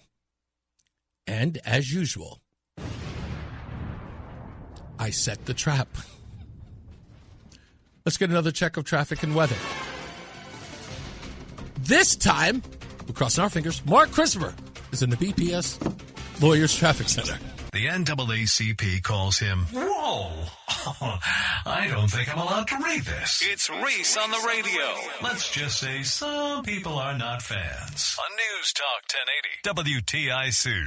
All right, we're back. Reese on the radio, News Talk 1080 WTIC. We're going to try this one more time, and I'm going to explain to you exactly what I mean when I say set a trap. And it's real simple.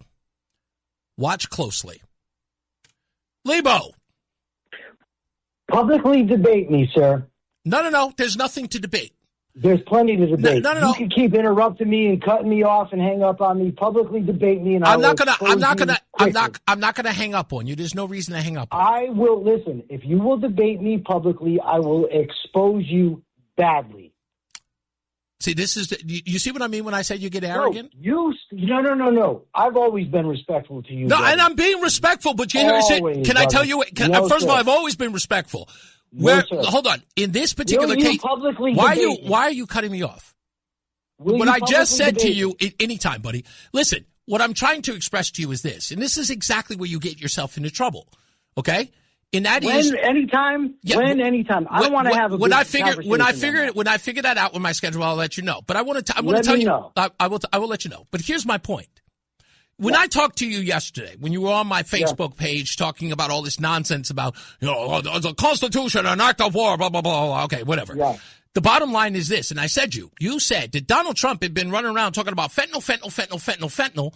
Why was there no fentanyl in the indictment? You said yesterday. Yes. Yeah. Okay, and that is your bone of contention with the Trump administration, is that he had been talking about fentanyl all this time, but the indictment made no mention of it. The indictment said cocaine trafficking, right? That's one bone of contention, sure. Yeah, okay, but let's just deal with that bone of contention. Why did the indictment have cocaine and not fentanyl? Do you know? Because I do. Well, then enlighten me. No, sir. I'd imagine because they can prove cocaine, they can't prove fentanyl. Oh. Also, the indictment is from 2000. March 26th, 2020. It wasn't it? Is the indictment I believe it's been updated, Reese. No, actually, it couldn't be updated because there's no fentanyl in it. In fact, actually, it wasn't in the original because there was no fentanyl attached to the 2020 indictment of March 26, 2020. Narco-terrorism conspiracy alleged to have partnered with FARC, F-A-R-C, a designated terrorist group, to use cocaine trafficking as a weapon against the U.S., flooding our streets to undermine us while enriching his circle. An indictment that even says that the charges stemmed from 1999. Reese. But you told me. The indictment has been updated, Reese. Are you certain of that, Michael? Absolutely. Yeah, yes. Okay. So, you know what, Michael? When was it updated? It was March in 2026, it was updated. Specifically, conspiracy to import cocaine into the United States, possession of machine guns and destructive devices, conspiracy to possess machine guns and destructive devices, and narco. I read the whole thing, Reese. Oh, no, you read the whole thing. So which one of these things is the new charge? I didn't say there were new charges. I said that the indictment has been updated. Okay, which one has been updated? Because all of these are the same things he was doing in 2020. What's the updated version? You're assuming that updated means new charges. No, updated means revised. I know what the word means. Yeah. Revised. Where's the revision? What was in the new indictment in the 20? I know. You don't know the answer to this. No, I know that the people. Just say I don't know that. Out, you know what? It's okay. Reese, it's humbling to say I don't know the answer. Reese, the people that put the indictment out said it's been updated. So wait. Okay, it's been updated. Okay, so you don't know where it's been updated, but you will contend that it has been updated to serve what purpose? Because again, you're saying, and again, the update means they never added fentanyl. So it's been updated by not adding fentanyl?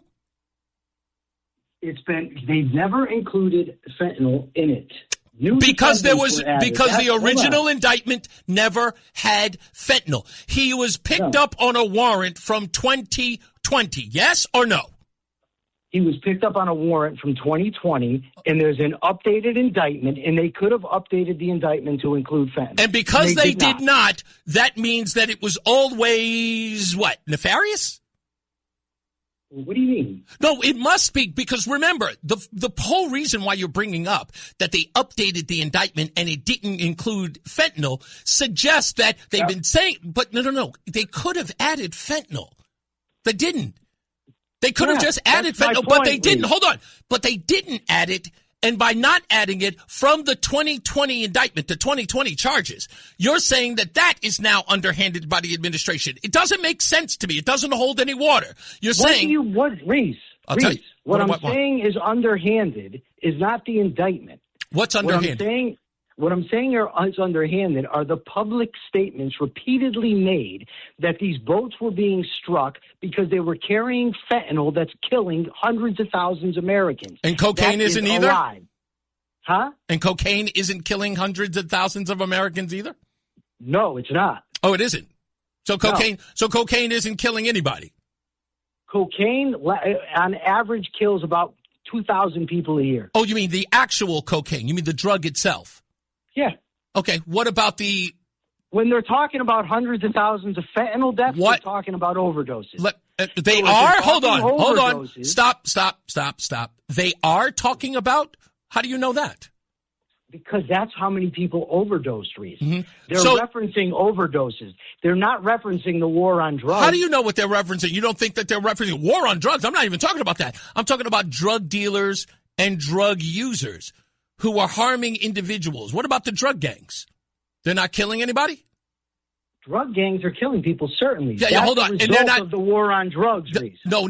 Trump is increasing. It's not a result of the war on drugs. That's a result of people. It is. No, it is not. It's a result of people killing each other over drugs. Yeah. Why are they killing people over drugs, Reese? They're killing people over drugs for territorial reasons, so they can make money. That's usually how it is. Because drugs are extremely lucrative, for one, and for two, because it's a black market. Like when the mafia was in business, the mafia defends people who can't go to the police. Similarly, because drugs are illegal, it jacks the price up, creates a lucrative black market for people who can't go to the police, so they police each other and kill each other. Yeah, okay. So that's not accounting for the thousands of people who were killed? Do they not get counted? Hundreds of thousands? No. Wait, hundreds of thousands? Well, how about thousands? Isn't that enough? Listen. How many people die in Chicago? Then why lie, Reese? How many people? Please, then why lie? I'm not suggesting that anybody is lying. You are, sir. I'm not suggesting anything. Okay, well, I don't agree with you. So he claimed fentanyl was on all these boats. No, he did not. He didn't? Nope. Look at the Truth Social post I just sent to you, Reese. Actually, it's blurry. You're going to have to do work on that one. It's blurry? Yeah, I don't know why, but it's blurry. I just looked at it, and I just tried to download it. It's blurry. I'll read it for you. Please. October 18th, 2025. Mm-hmm. It was my great honor to destroy a very large drug-carrying submarine that was navigating towards the United States on a well-known narco-trafficking transit route. U.S. intelligence confirmed this vessel was loaded up with mostly fentanyl and other narcotics. Mm-hmm. There were 4 known narco-terrorists on board the vessel. 2 of the terrorists were killed. At least 25,000 Americans would die if I allowed these submarines to come ashore. The 2 surviving terrorists are being returned to their countries of origin. Okay. And where is the evidence that there was no fentanyl on it? Again, there's no. I asked a direct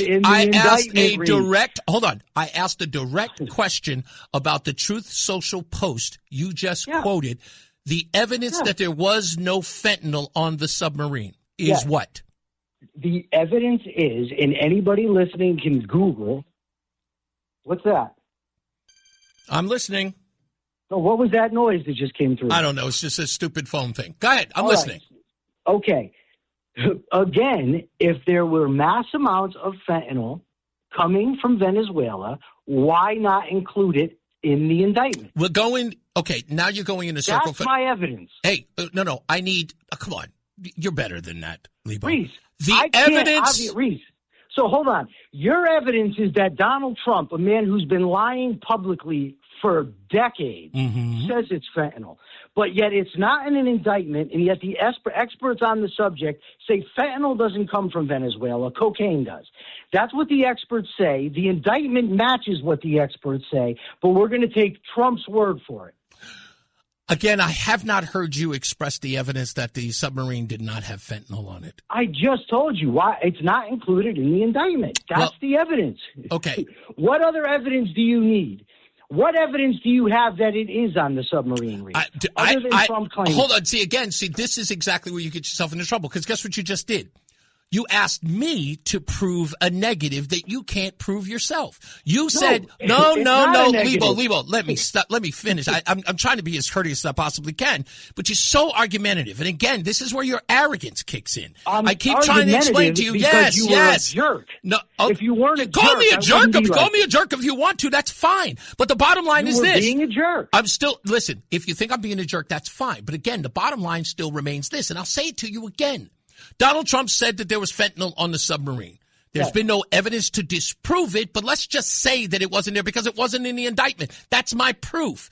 Well, guess what? If you literally had to make that your case, you know that nobody would. It was like, wait a minute, we don't actually get any evidence? We just get... Reese. No. You're cutting me off, and I don't get why. I'm sorry. I apologize. Go ahead. Again, you don't just get to say because this reason, and it's arbitrary at best, that you say it's not in the indictment, so there was no fentanyl on the sub.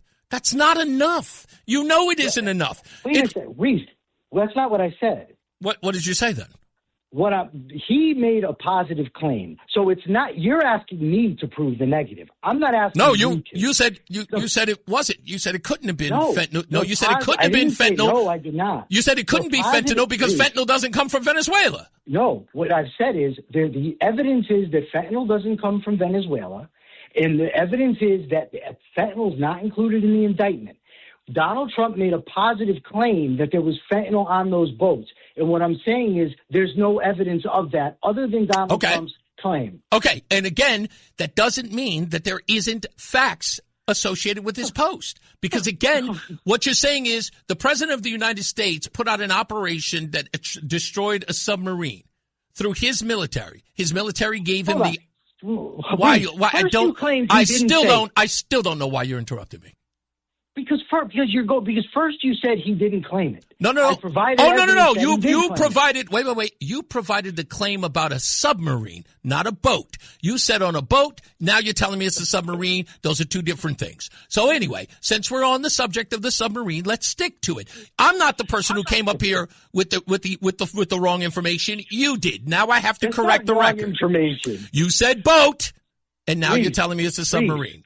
Reese, what I'm going to do is I'm going to pepper your Facebook page with quotes from Trump about both. Please don't. No, because I can't go through it all right now. There's not enough time. So how else am I going to prove that? I gave you plenty of time. But we've been arguing about this one post. Yeah, I know.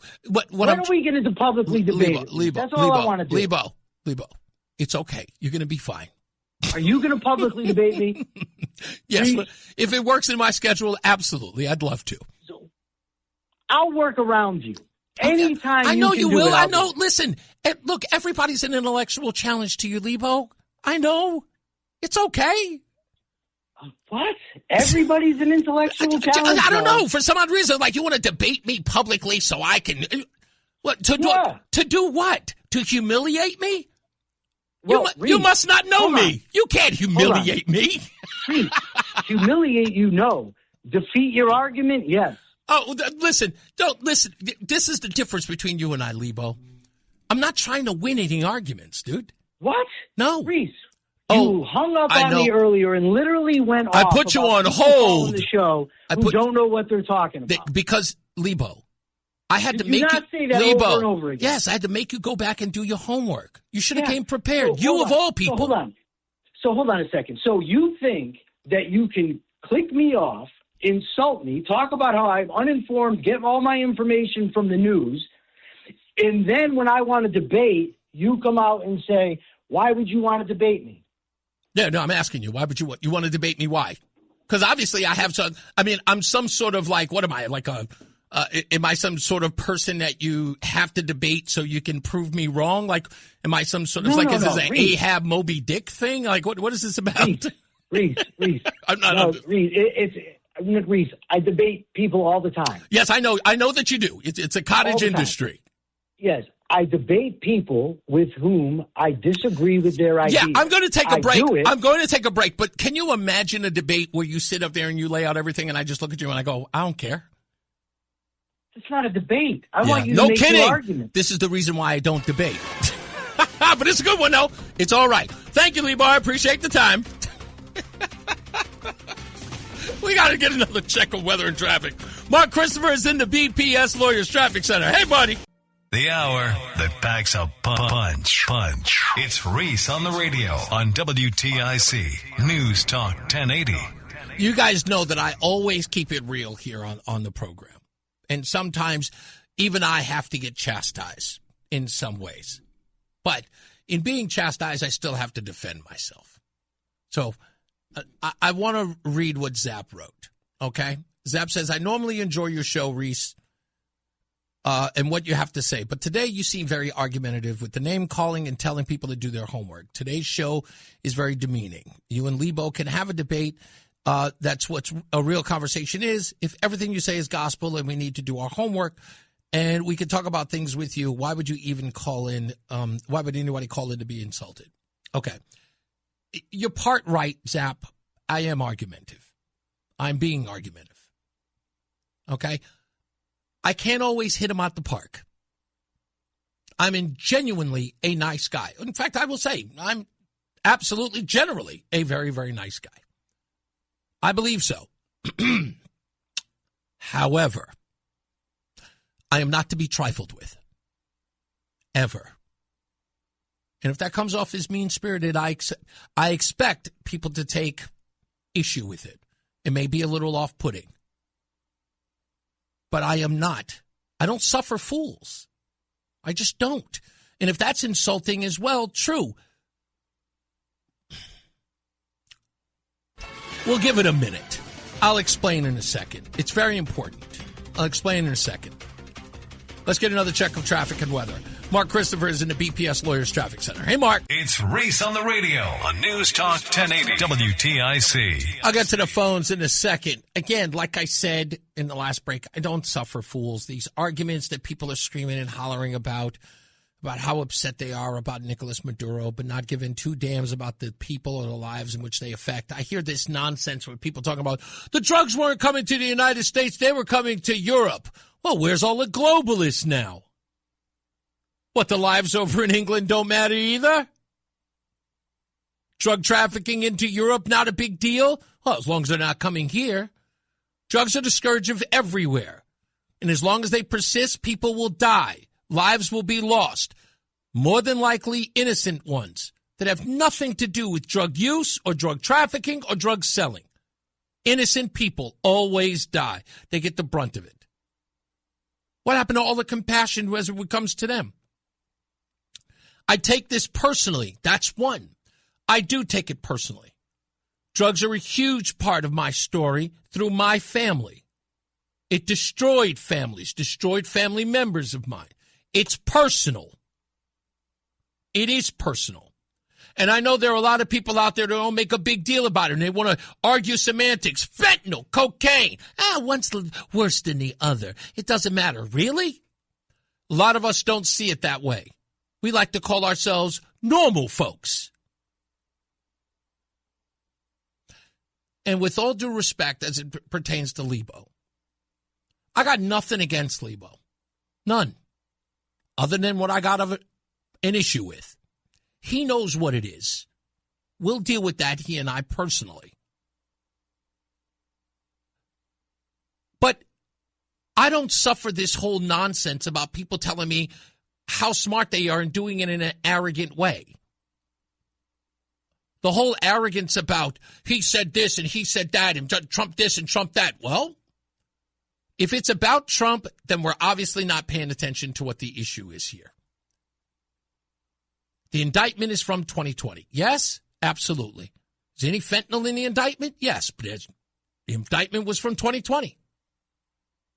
The indictment was never about actions that were taking place today. It was about a narco-terrorist who had ran a coup in his country and was not the legitimately elected president of Venezuela. And he was about to have two of our geopolitical adversaries in his backyard, our backyard. And it had to be dealt with. All of those things are facts, but they are things that no one else cares about. Why? Because they keep trying to direct the focus. I want to talk about this. I want to talk about this. I want to talk about this. I don't care what you want to talk about. It isn't about you. That's the arrogance. All of these comments that are in the chat room are about what they want to talk about. Missing the big picture. Because if you pay attention to this nonsense that they want to talk about, he said fentanyl, he said this, then you miss the big picture. And that's the problem. They don't want you to pay attention to the big picture. That if Russia and China were to have a very vulnerable Nicolas Maduro who can't pay his bills, can't pay up his debts to those countries, Maduro and Venezuela are at the behest of China and Russia. Just south of us. Someone had to act. And everybody from Chris Murphy to Dick Blumenthal to Claire McCaskill to Jen Psaki to Joe Biden, I might add, all said something must be done. Even the lauded Barack Hussein Obama said something must be done. And it was. Something was done. Do I have Old Man River? Do I have his audio? I may not. No, I forgot to post it up here. I thought I had it. But you remember when he said we've got to get rid of those narco-terrorists? Joe Biden said that. We must act now. Go in there and remove these guys. Well, that was what was done. When everybody's trying to be so brilliant talking about the Constitution. Well, I've studied the Constitution, and I understand how this is absolutely an act of war. All the experts. I mean, that's kind of like what the problem is, isn't it? All the talking heads and all the experts telling us how we're supposed to feel about the news as it happens. Taking into account their own, bravado, their own intelligence, their own savoir-faire, never considering the lives that are affected by it. Not one person has even bothered to talk about the Venezuelans who now feel a sense of freedom. You know, people are saying, what about the vacuum that's been left in Venezuela? What's going to happen then? Everybody's nervous about what Venezuela might do. Did you not hear the operation that took place in Venezuela? Did you not see the way that our military went in there, lickety-split, and broke things and still came out with 2 human lives? Did you miss that? The precision in which that happened? They cut off the lights to a city. Toom. Went in the dark and came out with their target. 2, I might add. Alive. And you think he should be worried about a couple of denunts in the jungle? As we say in the hood, Negro, please. You got to be kidding me. Let's go to Mike in Newington. How we doing, sir? Good afternoon. Thanks for taking my call. A couple of things. In the news today, our draft-dodging president, who thinks that military personnel who are willing to give their all are losers and suckers, are going after... You do know that's debunked, right? No, that's true. No, it isn't. Are you going to believe Donald Trump? No, I'm actually not going to believe. I'm not going to believe the ridiculous individual who wrote the article in the Atlantic. Apparently, you are. No. But who wrote the article that said he called them losers? I don't care. No, you must care. You quoted it. It matters who gave him the information. Yeah. Who wrote it? Do you know the guy who wrote it? I don't care who wrote it. Well, you had to because you quoted it. I didn't quote the article. That's where the quote. Excuse me. That's where the quote comes from. An article written in the Atlantic. Yes, it is. It comes from retired 4-star Marine Corps General John Kelly, who was Trump's second. Who did he say it to? Staff. Who did Kelly repeat those words to? Where did you read about it? It doesn't matter. Okay, so of course, because you think that Kelly didn't tell you, and Kelly didn't write a book saying it, he read it. He said it to a person who wrote an article in the Atlantic, didn't he? Are you going to believe Donald Trump who No, denied sir. it, or John Kelly? Actually, you're gonna tell me that John Kelly is beyond reproach, like he is not to be a liar. He's not known to be a liar. You're going to tell me that he just gets credibility because you say so, because he's a retired general. Is that it? He's not a pathological liar. Well, like tell me where Donald you Trump. have proof of that, sir. Proof of what? That he's not a pathological liar. Those are your quotes. I didn't say he was. You said he's not a pathological liar. Your exact words. No, I said Donald Trump is a pathological. No. You said a man who is quoted, a general, is not a pathological liar. Tell me how you have proof that he isn't. Whether he's a liar or not. It doesn't matter. Get to your point on Maduro being kidnapped. I'm not getting to. I'm talking about what Donald Trump is going after John Kelly's retirement pay for telling the truth about the Uniform Code of Military Justice. What was the truth that he told? That you do not have to obey unlawful orders. Yeah, who doesn't know that in the military? Everybody should know it. Oh, everybody should. So what was he doing? Would you call that superfluous on the part of Kelly? No, the point I'm trying to make. No, sir, I just asked a question. We're having a dialogue. Would you call it superfluous on the part of Senator Kelly by telling the military that they should not obey unlawful orders? That's the truth. They shouldn't. Yes. Would you consider it superfluous? In other words, unnecessary to explain to the military officers who are in uniform that they do not have to obey unlawful orders. You said it's something they should all know. So you're saying that Kelly was telling people something they already knew. So you don't think it was superfluous for him to create a video stating such? I do not. Tell me why. As a matter of fact. Tell me why it was important. Because if you knew anything about military service, of course I do. Go on. You would know that particular type of training is done periodically to remind personnel in the military that they should not obey unlawful orders. And that is the job of the Senate? No, that's the job. That's the job of the military. Mm-hmm. But so you would say that what you're saying is Senator Kelly did not have faith in the commissioned officers who would give that information to their soldiers. I did not say that. I'm asking you. That's a question. That's what you said. No, I'm asking you. So you are saying, this is my question. You are saying. Stop for a minute and stop interrupting me. No, I'm not interrupting you. I'm answering your question, and I'm responding to your statements. You're not allowing me to explain the point. The point is that they're going after Mark Kelly's retirement pay for telling the truth. I didn't suggest that he told a lie, but you're saying that they're going after his pay. You don't believe that what Mark Kelly did was seditious?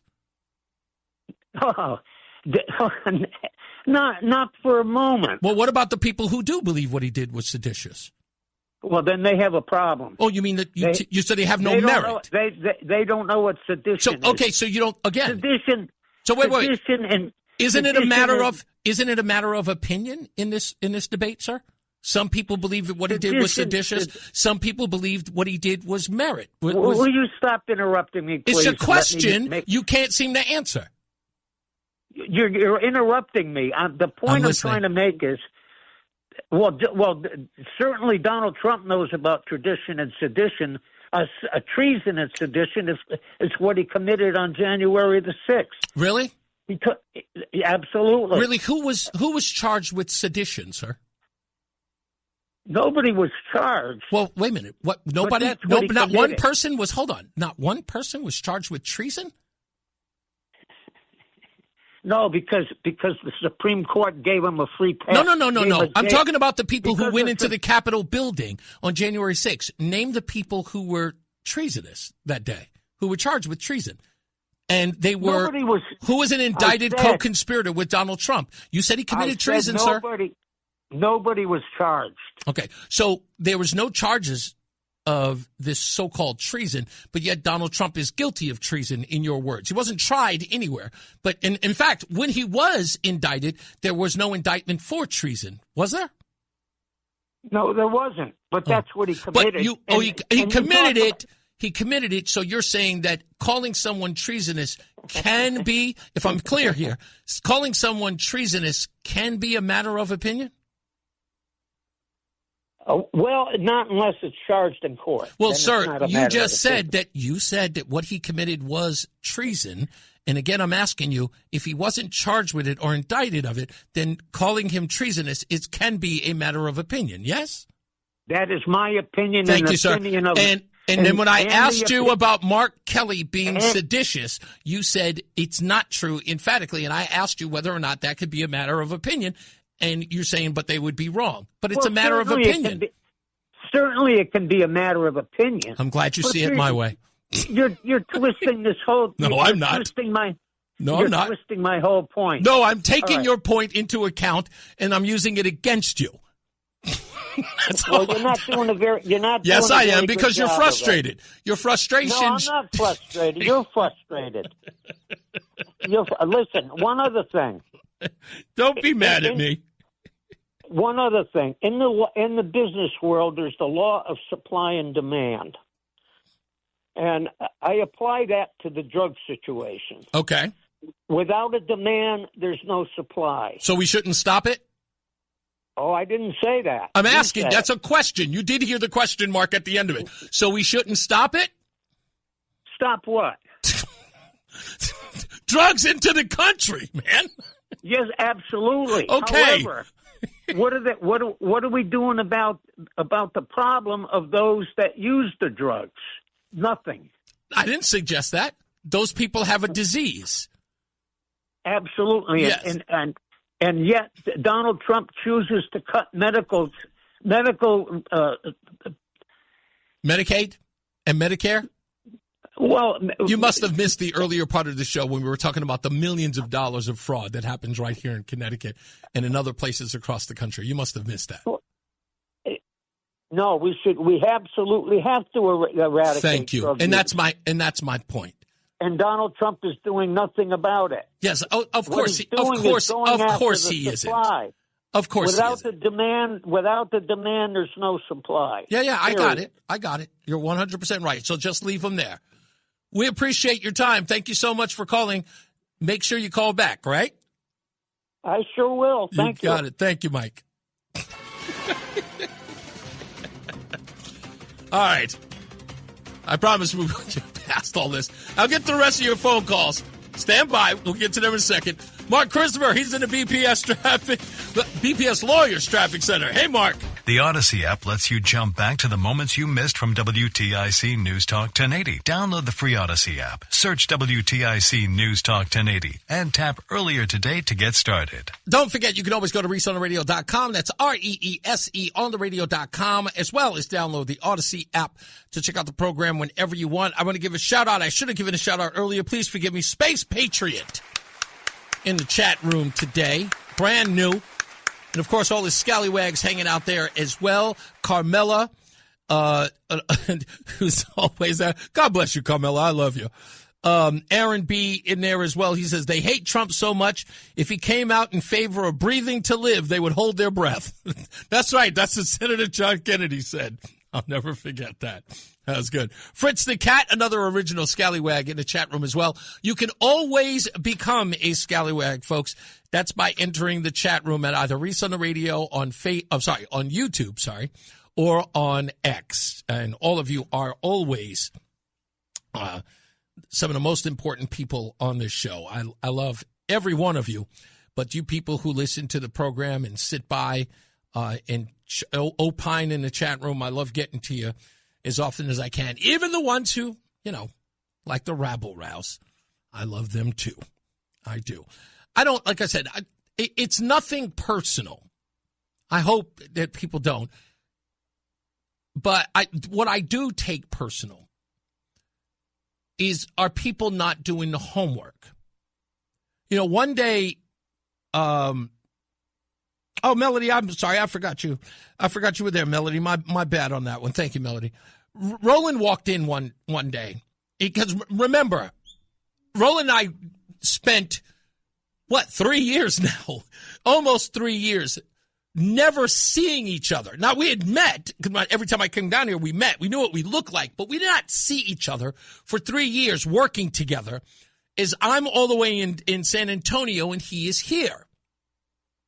So when we are doing the show, he didn't see what my routine was.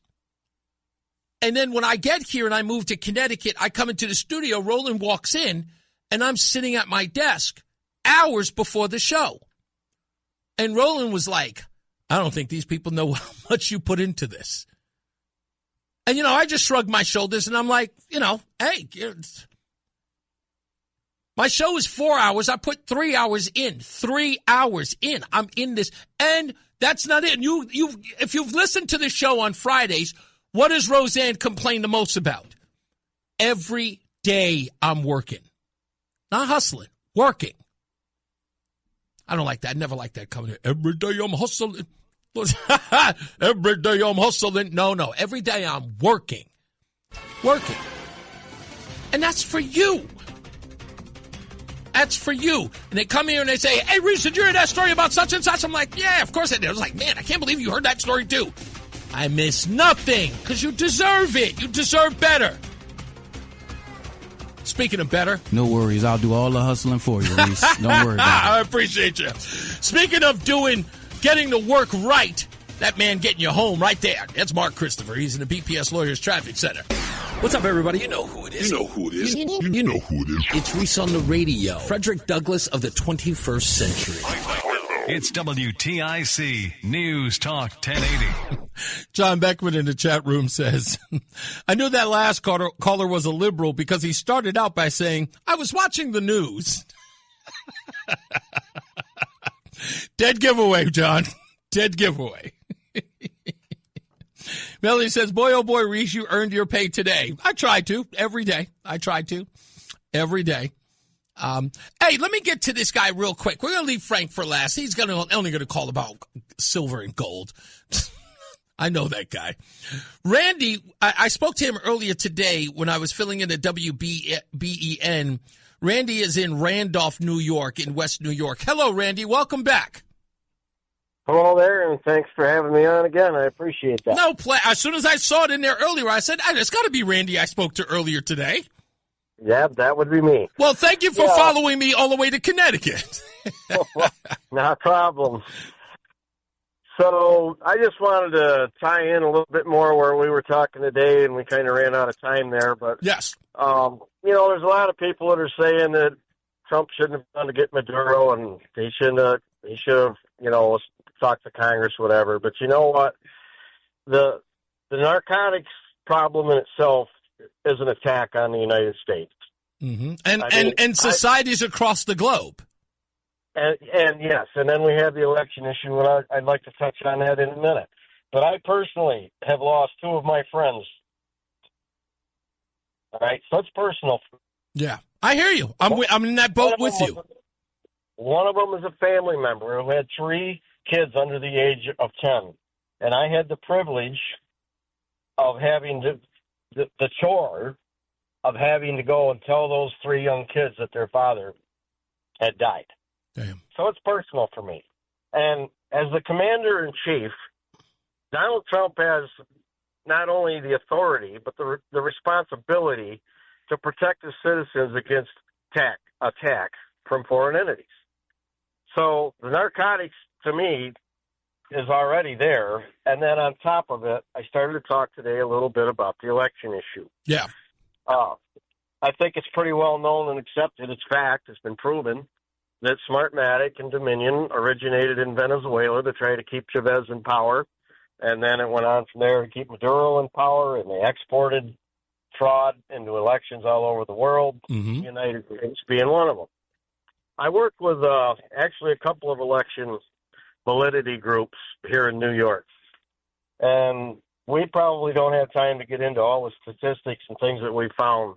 But we have a really good research team. It's very, very well credentialed and very qualified. They found algorithms in the system that shouldn't be there. Yeah, we're finding that here. FightVoterFraud.org, who we've had on this program, very much said the same thing you did, algorithms. Absolutely. And then we actually went national. We started, our organization is called New York Citizens Audit. That organization is still alive and well and going. But from that organization, we went national. And we're in 35 states with the national group. And we're finding similar issues in all of those states. And as I said, without the machines, without the software, you wouldn't have the algorithm and all that. So I believe you're going to see a call, an executive order, in my opinion, and from pretty good sources that we're listening to, you're probably going to see a call to get rid of the machines and go to paper ballots. I don't see how we couldn't at this point. And again, you know, I understand people who might be screaming and hollering. It's like, no, it'll be faster if we do the technology. Let's go to paper ballots, and guess what? You know what? We can count to the livelong day. You know, we won't come up with results until a week after Election Day. We'll count every one of them, especially if we're doing it. If we're going to do it right, we don't have anybody who has an opportunity to mess around with data points or data in any way whatsoever. We get an actual point, and forget all that hanging chad nonsense. We get an actual paper ballot where people come in and fill it out. There should be an election day, not an election week. It's in the Constitution. The election shall be one day. It's in the Constitution. They're violating laws all over the place, which is another reason that as the chief executive officer, Donald Trump has a responsibility to see to it that federal laws are being followed. I have a whole list in my hand of laws that we discovered through the New York Citizens Audit and the national group, Unite for Freedom, of federal laws that are just completely being ignored, and elections are being certified that are illegal to certify. As we have evidence all over the place. Exactly, and Georgia is a prime example of what we're talking about. The first of its kind audit that found just that now the news media has to report on. Trying very desperately not to, but you're 100% right. As you said, illegal votes that were not certified and should not have been certified. So, but exactly. Thank you so much for that. And I'll be on WBEN tomorrow, so I hope I'll hear from you then. I'll give you a buzz. You got it. Thank you, Randy. Let's go you got it. Let's go to, I did the wrong thing there. There you go. Let's go to Lynn in West Suffield. Hello, Lynn. How are you? I'm doing good. How are you doing, Reese? I'm all right. Welcome back. Thank you. I was calling. There was a man that called and said, what is the president going to do about all the people that are using drugs? Well, I think the states need to address that, especially Connecticut, who closed 4 prisons, who lets these drug dealers, gangbangers, we have, 8, 9 different very bad gangs in Connecticut. Indeed. I mean, and they refuse to arrest them. They've admitted to letting people walk around with illegal guns to protect themselves. Yep. And if they started taking control, I mean, sex trafficking, they say, is up 200% in Connecticut. It's insane. I mean, it's crazy part about it is that stuff is on the rise. That sex trafficking is on the rise. But then when they find out who it is, if it happens to be illegals, they then put that under wraps, right? That becomes the silent part. Yes, exactly. So the man that wants to know what the president's supposed to do, what are the states doing? That's what he should be asking. Good point. What the heck are the states doing to help these people that are on drugs? Exactly. Nothing. And a perfect example of that is look, they don't want the federal government coming in here and policing their streets, so they've got to let loose the local police to get them to, the DEA, the anti-gang units, they need to let them go out there to keep these citizens safe. But it turns out it's not just federal law enforcement they don't want. Turns out they don't want any. They don't want any law enforcement at all. I told you, Lynn, I don't know if you remember a couple of weeks ago, I was talking about, I got a phone call from one of these NGOs that are, one of these, Save the Immigrant organizations. And he openly admitted, what are the police doing? What's City Hall doing? They're tipping off the NGOs when ICE is coming so they can allow the illegals to run free. Yeah, they need hundreds of ICE agents in Connecticut. And why does Connecticut, our tiny little state, have 64 mosques? Somebody starts needing to ask questions about that. 64 mosques. 64? They've got to be in New Haven. I'm telling you, Google it. I will. I definitely will. All over the state. Do not 64. Listen to me. Do not tell my wife, okay? Whatever you do, she will be outraged. She will be outraged. Okay. Thank you, Lynn. Right. As always, I appreciate you. All right. Bye. You got it. Bye-bye. 64? Wow, that's a lot. Tom in Thomaston is on the line. What's up, buddy? Hey, what's up? I got a comment on Liebo, but first, this illegal orders in the Army. It's not that you can't, you shouldn't, you don't have to. You cannot follow an illegal order. If you do, you are as guilty as the officer that gave it to you. Correct. So a lot of that is just big nonsense. I know. It's like I said, that was the reason why I made the argument. Everyone in the military knows that they're not supposed to follow an illegal order. We don't need Senator Kelly to tell them. Yeah, exactly. And as far as Liebo, it's got to be hard for him, Reese. He has such a massive intelligence. It's got to be hard to live in the world with the rest of us. I would give more credibility to him if he would use that massive noggin of his to, I don't know, fight against spousal abuse, fight against harming to innocent women. I would have much more respect for him. But that's just me. Listen, my whole deal is that as I tried to confront him yesterday about, is that he is not listening to reason and he wants to make an argument about something that isn't the argument, and that's the Constitution. It has been ignored over and over again, and the administration back in 2001 gave very, very wide latitude to the President of the United States. If they got a problem with it, change the law. Yeah. Maybe our two senators should read the Monroe Doctrine. And it was a police action. It wasn't a military coup. It was a police action to go against someone that had a warrant out for his arrest for, 30 years? Well, for this particular warrant, it was 5. But, yes, nonetheless, it still was. And guess what? I did look up some of the changes that Liebo was talking about. And it says core charges stayed the same for Maduro.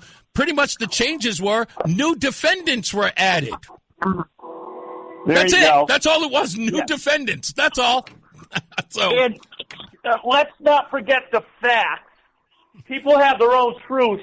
The facts, Chavez took those oil fields from legitimate businesses and stole them from the companies. So Indeed. They're not Venezuela's oil fields. They are companies in the United States and Europe that they stole them from. Exactly. And you know what? I found out something new just the other day. It turns out that the United States was one of the only, or United States had one of the only companies that could refine the oil in Venezuela because they have heavy crude that needs special equipment to refine. So a lot of people, again, I'm just learning that, so I know there are plenty of people who don't. Yeah. Anyway, how come our senators don't know this? It's amazing. Yeah, exactly. Thank you, Tom. I appreciate you, buddy. And last but not least, let's go to Frank in Woodbridge. What's up, Paisan? I'll be quick. God bless that Donald Trump. I'm looking at something right now that is very beautiful. No, it's not a black woman. Look at that price of that gold. $116. $116 an ounce. That's big money, my friend. Hey, did you see the market go nuts today? Yeah, the market went nuts, but I care about gold. And so look at silver up 8%. This is a beautiful Monday for me. What are you going to do with all that? You know what I want you to do? Can you do me a favor? I want you to take one of those those silver bricks, because I don't like gold. I want you to get one of those silver bricks, and I want you to make me one of those wrappers like Jesus pieces that I can wear around my neck like a wrapper. Can you make one of those things? Listen, I heard that Donald Trump is going to revalue gold to $15,000.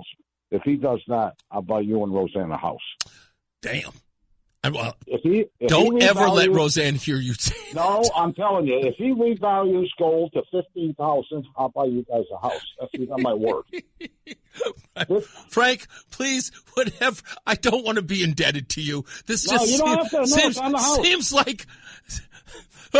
Yeah, exactly. He goes, I'll buy you a house. Well, you got to do a few things. You know what I'm saying? No, you don't have to do anything. If it goes up another $11,000 an ounce, I'll be happy to buy you.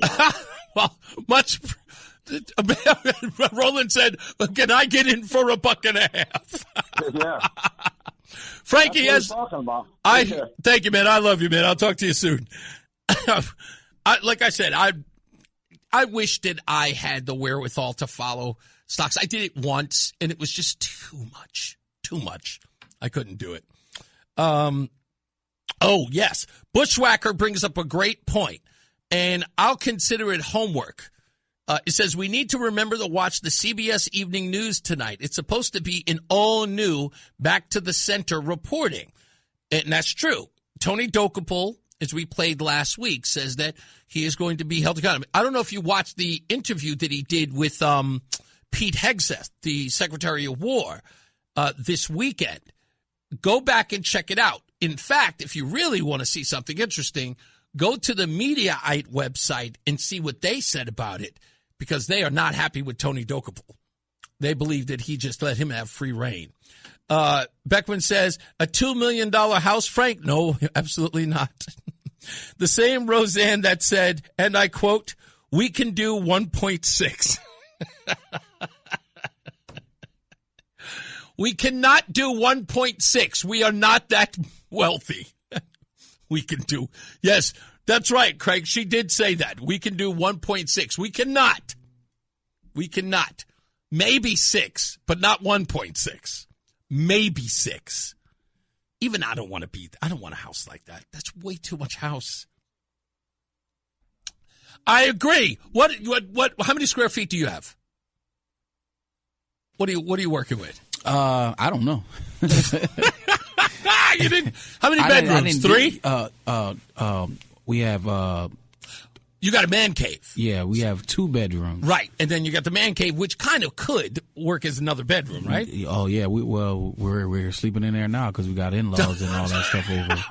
That's right. So I bought a blow-up mattress and put it down there for the next few days. How long are they going to be in town? They came down on Monday of last week. And they're out on Wednesday. Okay, so you still got a little bit of time. All right, that's good. Yeah. All right, so it's only a little bit. Yes, the interview with Marco Rubio was awesome. Yeah, I don't know how many. I didn't even look at none of that. I just looked at the house. My wife wanted me to see it. She loved it. I said okay, and we went downstairs, saw the beautiful, already made finished hardwood floors, basement, and I was like, okay, I'm in. All right, good enough. And that was that. We only need about 1,400 square feet, so that's all I need. Anyway, we got to get out of here. As I always say, radio is free, so we thank you for paying attention. Remember to keep JC in your hearts and in your mind. Sean Patrick, we love you and we miss you. Remember that panic is not planning, so plan your work and work your plan. Me, I'm Reese on Radio. You have a good night and a pleasant tomorrow. We'll see you back here tomorrow at 2. Mark Christopher's getting you home. He's in the BPS Lawyers Traffic Center. Good night, sir.